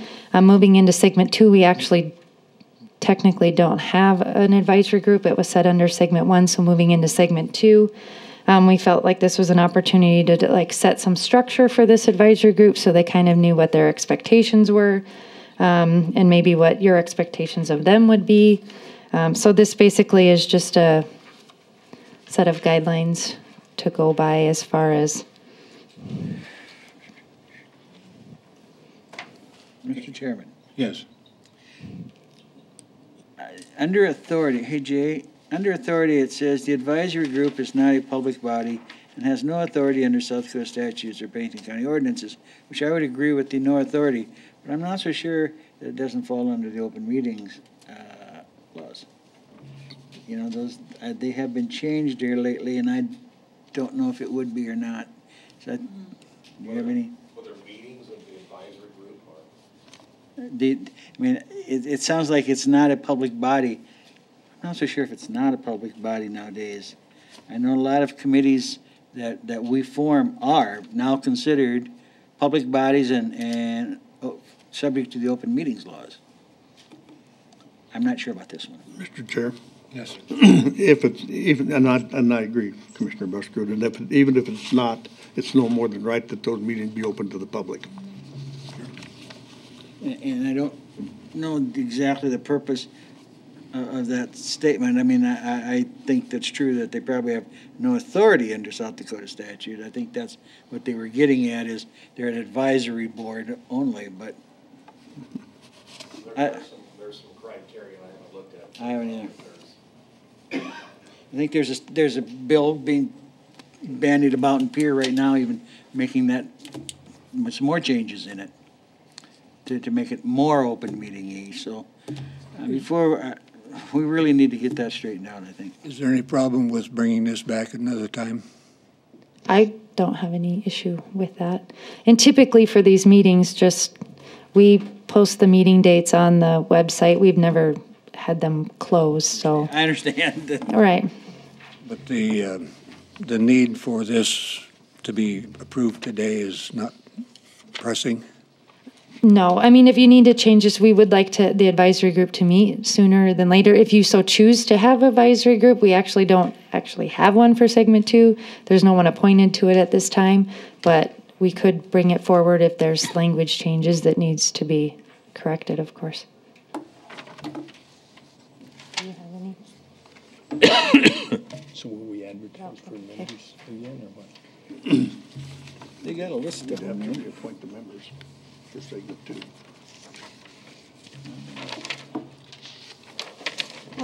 Mr. Chair, could Yes. you somehow put a statement in there that would say something along the lines that the advisory group shall follow open meeting laws as required or Pursuant to state law. according to state law or whatever? I don't know, you need to have it. I think research, and I'm gonna have to ask some questions for folks that are involved, because there's some criteria that you have to meet, or some authorities and funding, whatever you have to have in order to be subject to the open meetings law, so I'm gonna have to research that. But that aside, even if they weren't, certainly you have the authority to say, open them up to the public. I mean, I think maybe you've done that before. Yeah, they've been practicing. But I think Commissioner Buskerud's comment there at this point, I stepped up there, was subject to law, so I don't know if your intention there would be only if they meet the definition. Yeah, that's no, I don't really mean that either. I see no reason to have closed meetings. I totally agree. Mr. Chair? Yes. In the meetings that I've been to in that advisory group, I don't recall any of them ever being closed to anybody. They've always been open. I've seen different citizens there throughout those meetings, so. We don't have an advisory group right now, and we could just leave this ride to see if that's where we want to go and have an advisory group for segment 2. So. There's a portion though in this intergovernmental agreement that you'd like maybe then rewritten to say shall be open to the public, or you want to do that? No, we're talking about The advisory group guidelines. Yeah. But is there no reference to that in the? I think so. Mm-mm. Those are the intergovernmental agreement as sponsors, which the sponsors can be on the advisory group, but not necessarily. No problem. We don't need to create one. But where are we? Mr. Chairman,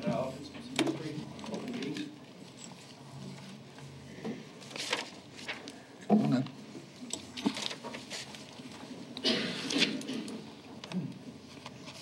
About 4 years ago, and I think Nancy should remember, I don't think anybody else was on the commission at that time, but when we appointed the board, or this board appointed the committee on the septic ordinance, there was a hue and a cry, and we went back and forth and back on whether those meetings should be open, and the board declared the meetings to be open.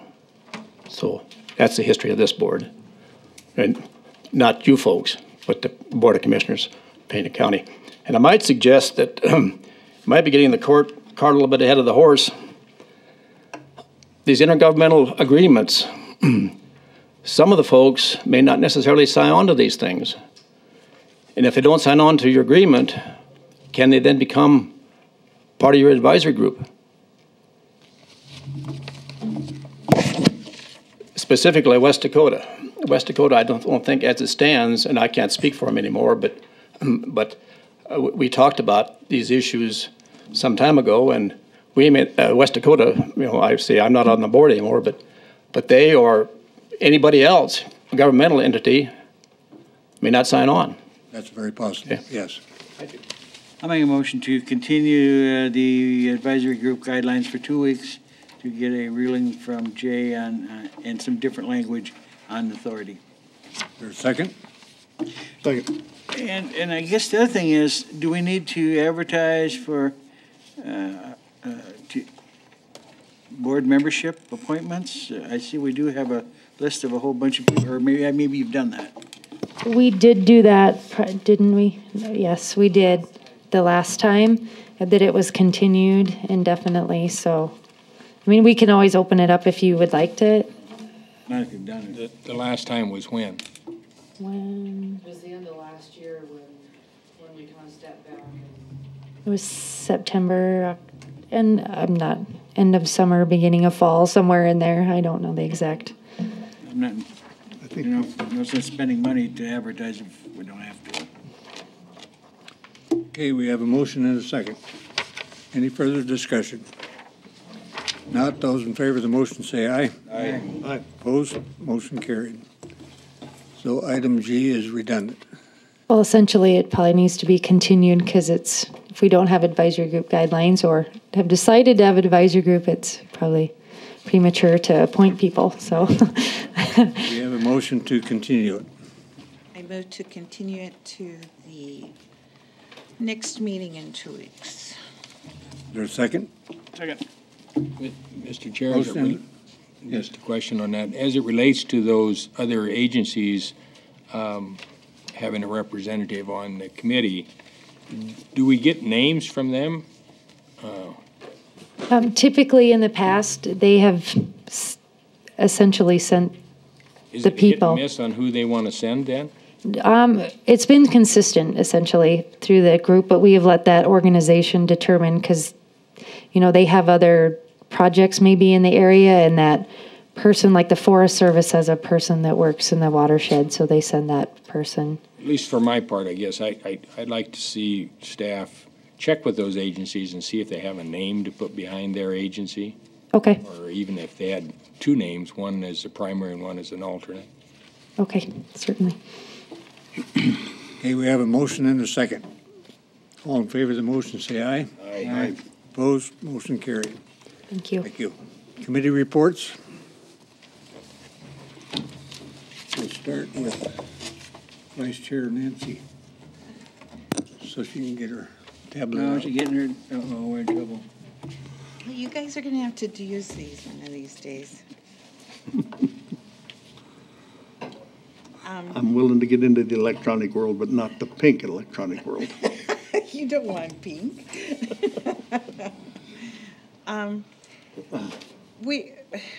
We did have a meeting with the Healthcare Trust Board, and I you know, there's a lot of changes coming up, and they'll be presenting, but to give you a preliminary, we had, as per the commission's request, had a company review what our changes need to be to make our healthcare trust board solvent, and what we can expect in the future from future health issues.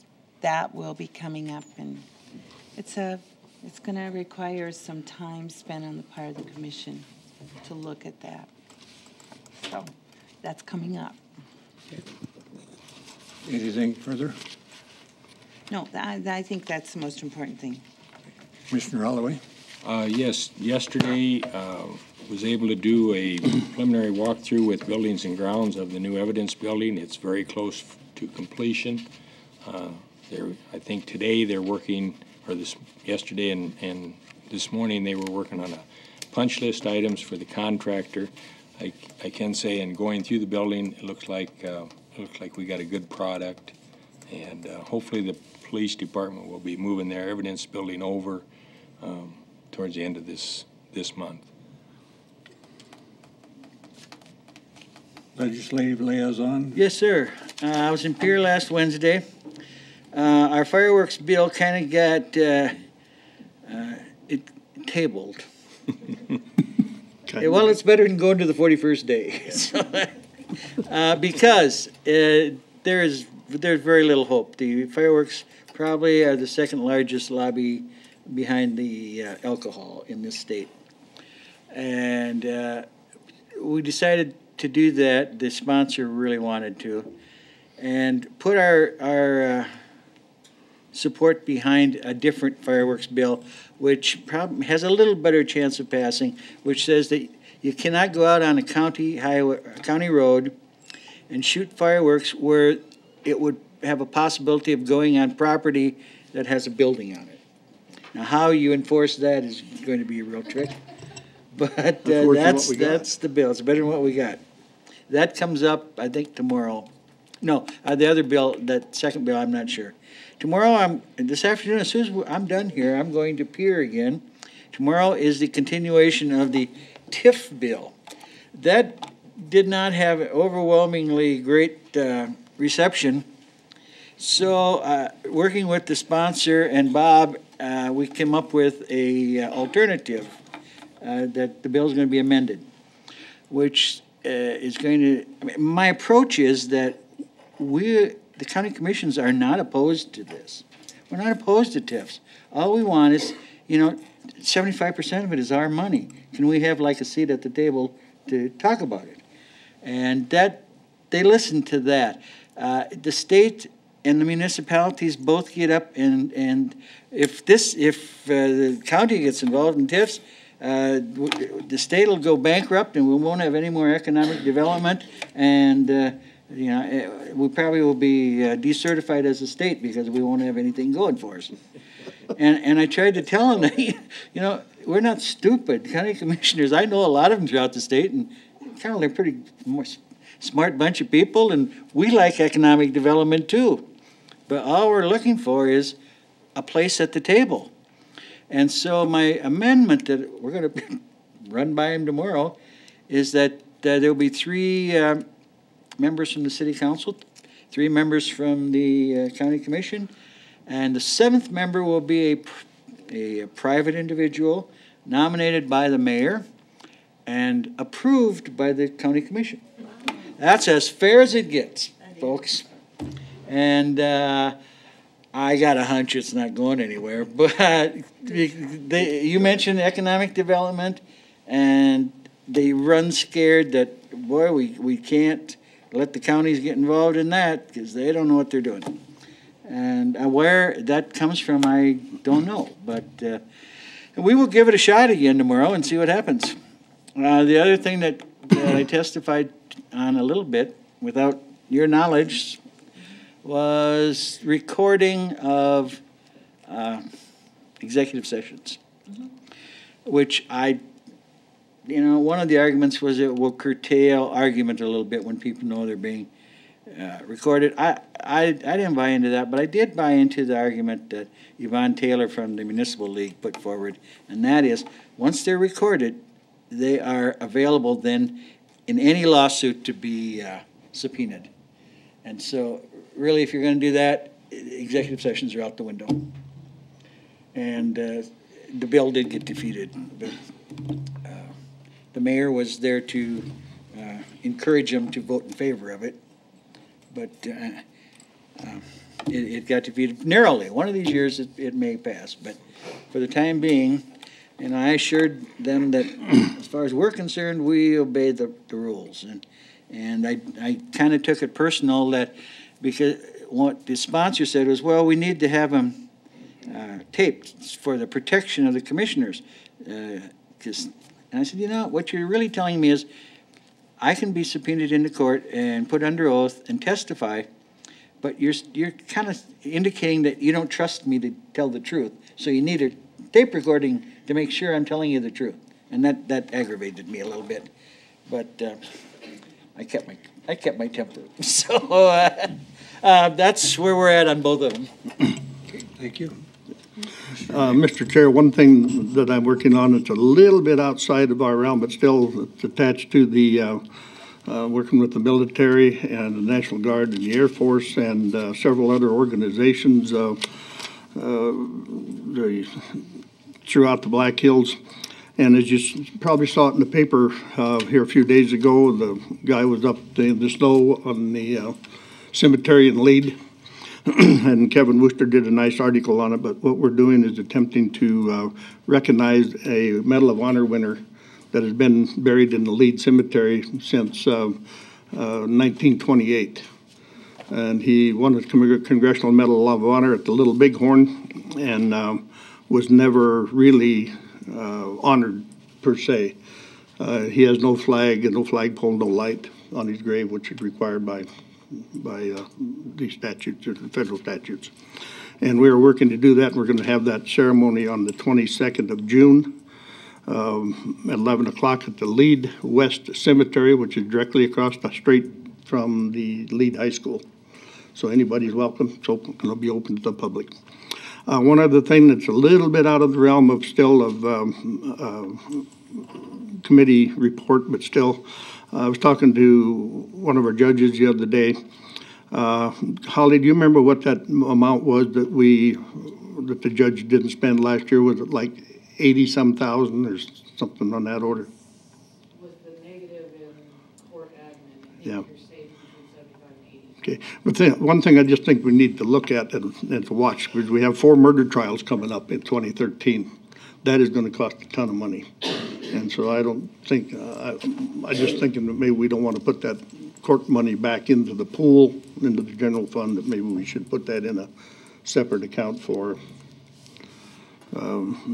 court trials down the road. So we have that money in reserve. That's really about it. Okay, thank you.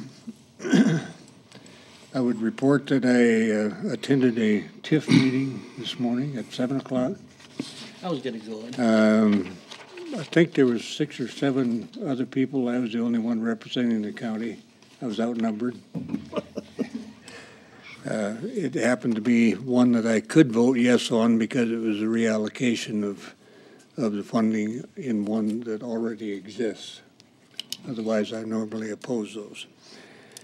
That's all I have for committee report, unless someone has any questions.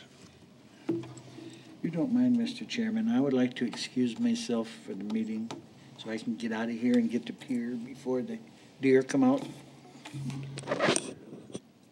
Unless you need me. If I mind, then what? Then I'll stick around. You're the boss. I I think your request is valid. Safe trip. Okay, thank you. I will keep Holly posted as to what's going on. Mr. Chairman, I'd like to make a comment on Ron's comment before he leaves, if I could. Public comments. Well, we'll start the public comment period, and you can come up and address him before he leaves the room. Okay, good. Thank you. We're. Okay. I don't know if I got the quote exactly right, Ron, but I sure thank you for it. If this is close, there's no end to it. It's just a big hole we throw money into. And I agree with on pine beetles. We just, and the same thing in the 319. That fits exactly what you're saying, and that's the third thing you've given me in the last 6 months, I guess. The first one was no more money on private property, and we can spend and spend and spend on private property and the Forest Service property, and when it rains, the cow and the deer and the elk and residue will all run into the creek. Thank you, Ron. Thank you. And Mr. Chairman, I got one other thing for public comment.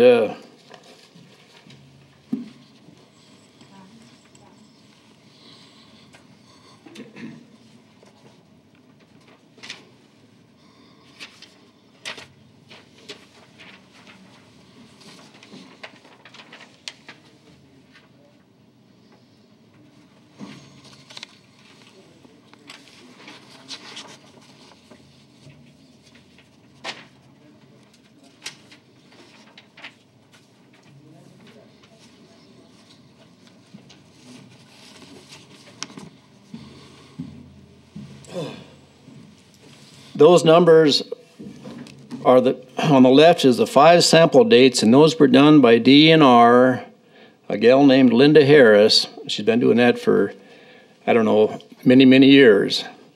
She samples Rapid Creek, Box Elder Creek, all the creeks, and the only 3 I ever got samples from, or data from, were Box Elder Creek, Rapid Creek, and Spring Creek. But you see, she picked those dates randomly, I guess. And when you move over to the first column is E. coli and the second is fecal coliform. And all those readings were within tolerance. Totally independent. Those are within tolerance. And those are taken just before Spring Creek enters Sheridan Lake. I have no reason to suspect that she is anything but random in her selection of when she takes the samples, and I have no indication to suspect that the lab is altering the work. Based on that, once again, that's substantiation for my hypotheses that Spring Creek is okay after Hill City, and Hill City's been online since 2008 now. Hill City was going potty in Spring Creek. For 4 years, they've been discharging. I took a tour of the plant just before Art Anderson died here about a year ago. He gave me a heck of a tour of that plant, and he said, you can drink the water. It comes out, discharge water. He said, but I won't because they cannot take the chemicals that man ingests. And why, I don't know, but that was, he said, a lot of the chemicals that man ingests, including him, are still in that water. But as far as fecal coliform, E. coli, the bacteria, they're gone.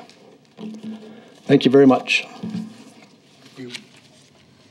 Anyone else?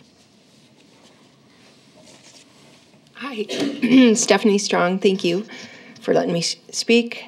The comment I wanted to make on public comment is I would like to ask for a way just to, instead of coming in here and throwing this information at you, and I send you emails, but on some of the things like on Fox News, and I don't know which ones you listen to or not, but I guess I want to come up with a way instead of just coming in and having the argument with you every time I talk, is to have something where we're really communicating with each other. So if I would give you something like a 7-minute presentation and on this Agenda 21, because every time I talk to you about it, you're like, you can't do this and this, and I don't understand why you take that position and why you won't listen to what I have to tell you about what I know about it. Because I've been in a position where my property's been taken. That's why it's special to me. That's why I have like a third eye about it. And I couldn't do anything about it when I was raising kids and have my business, but now it's like, what happened here that I could get my property taken? So I became a student of the Agenda 21, and I have a 7-minute presentation that I would just like to share with you, and then get some kind of dialogue so that we can have a good communication so we can do what's best for Rapid City, Pennington County, South Dakota. So that's all I wanted to say on that. So thank you for talking, or let me talk. I would just respond this way, that this is a small venue for your presentation. And in terms of your commitment to the subject, the concept, the core concept of Agenda 21, which is the elitists controlling what happens to property and who does what, am I correct? Yes. Back in the 1960s, David Rockefeller started the Club of Rome, which embraced the same concepts and possibly nurtured what is now Agenda 21. So it's not new. And to inspire the public enough to raise up and become a political force is a worthy goal, but very little of it is going to happen from right here because of the commitment that the County Commission has to running the business of Pennington County. So you need to get a bigger forum, really. But on the other hand, if the Commission chooses, they can listen to yours and watch your 7-minute presentation. If they don't choose to, then that's it. That's you. I can't make you do anything. Okay. So I appreciate that. Thank you. Thank you. Anything further from the public? Mr. Chair? Yes. I'd suggest that we take a 5-minute break and then proceed into executive session for personnel and contractual. We have no issues. We have one. So that's a motion? Is there a second? I'll second it. Motion and a second to take a 5-minute break and then go into executive session. All in favor, say aye. Aye. Opposed? I guess the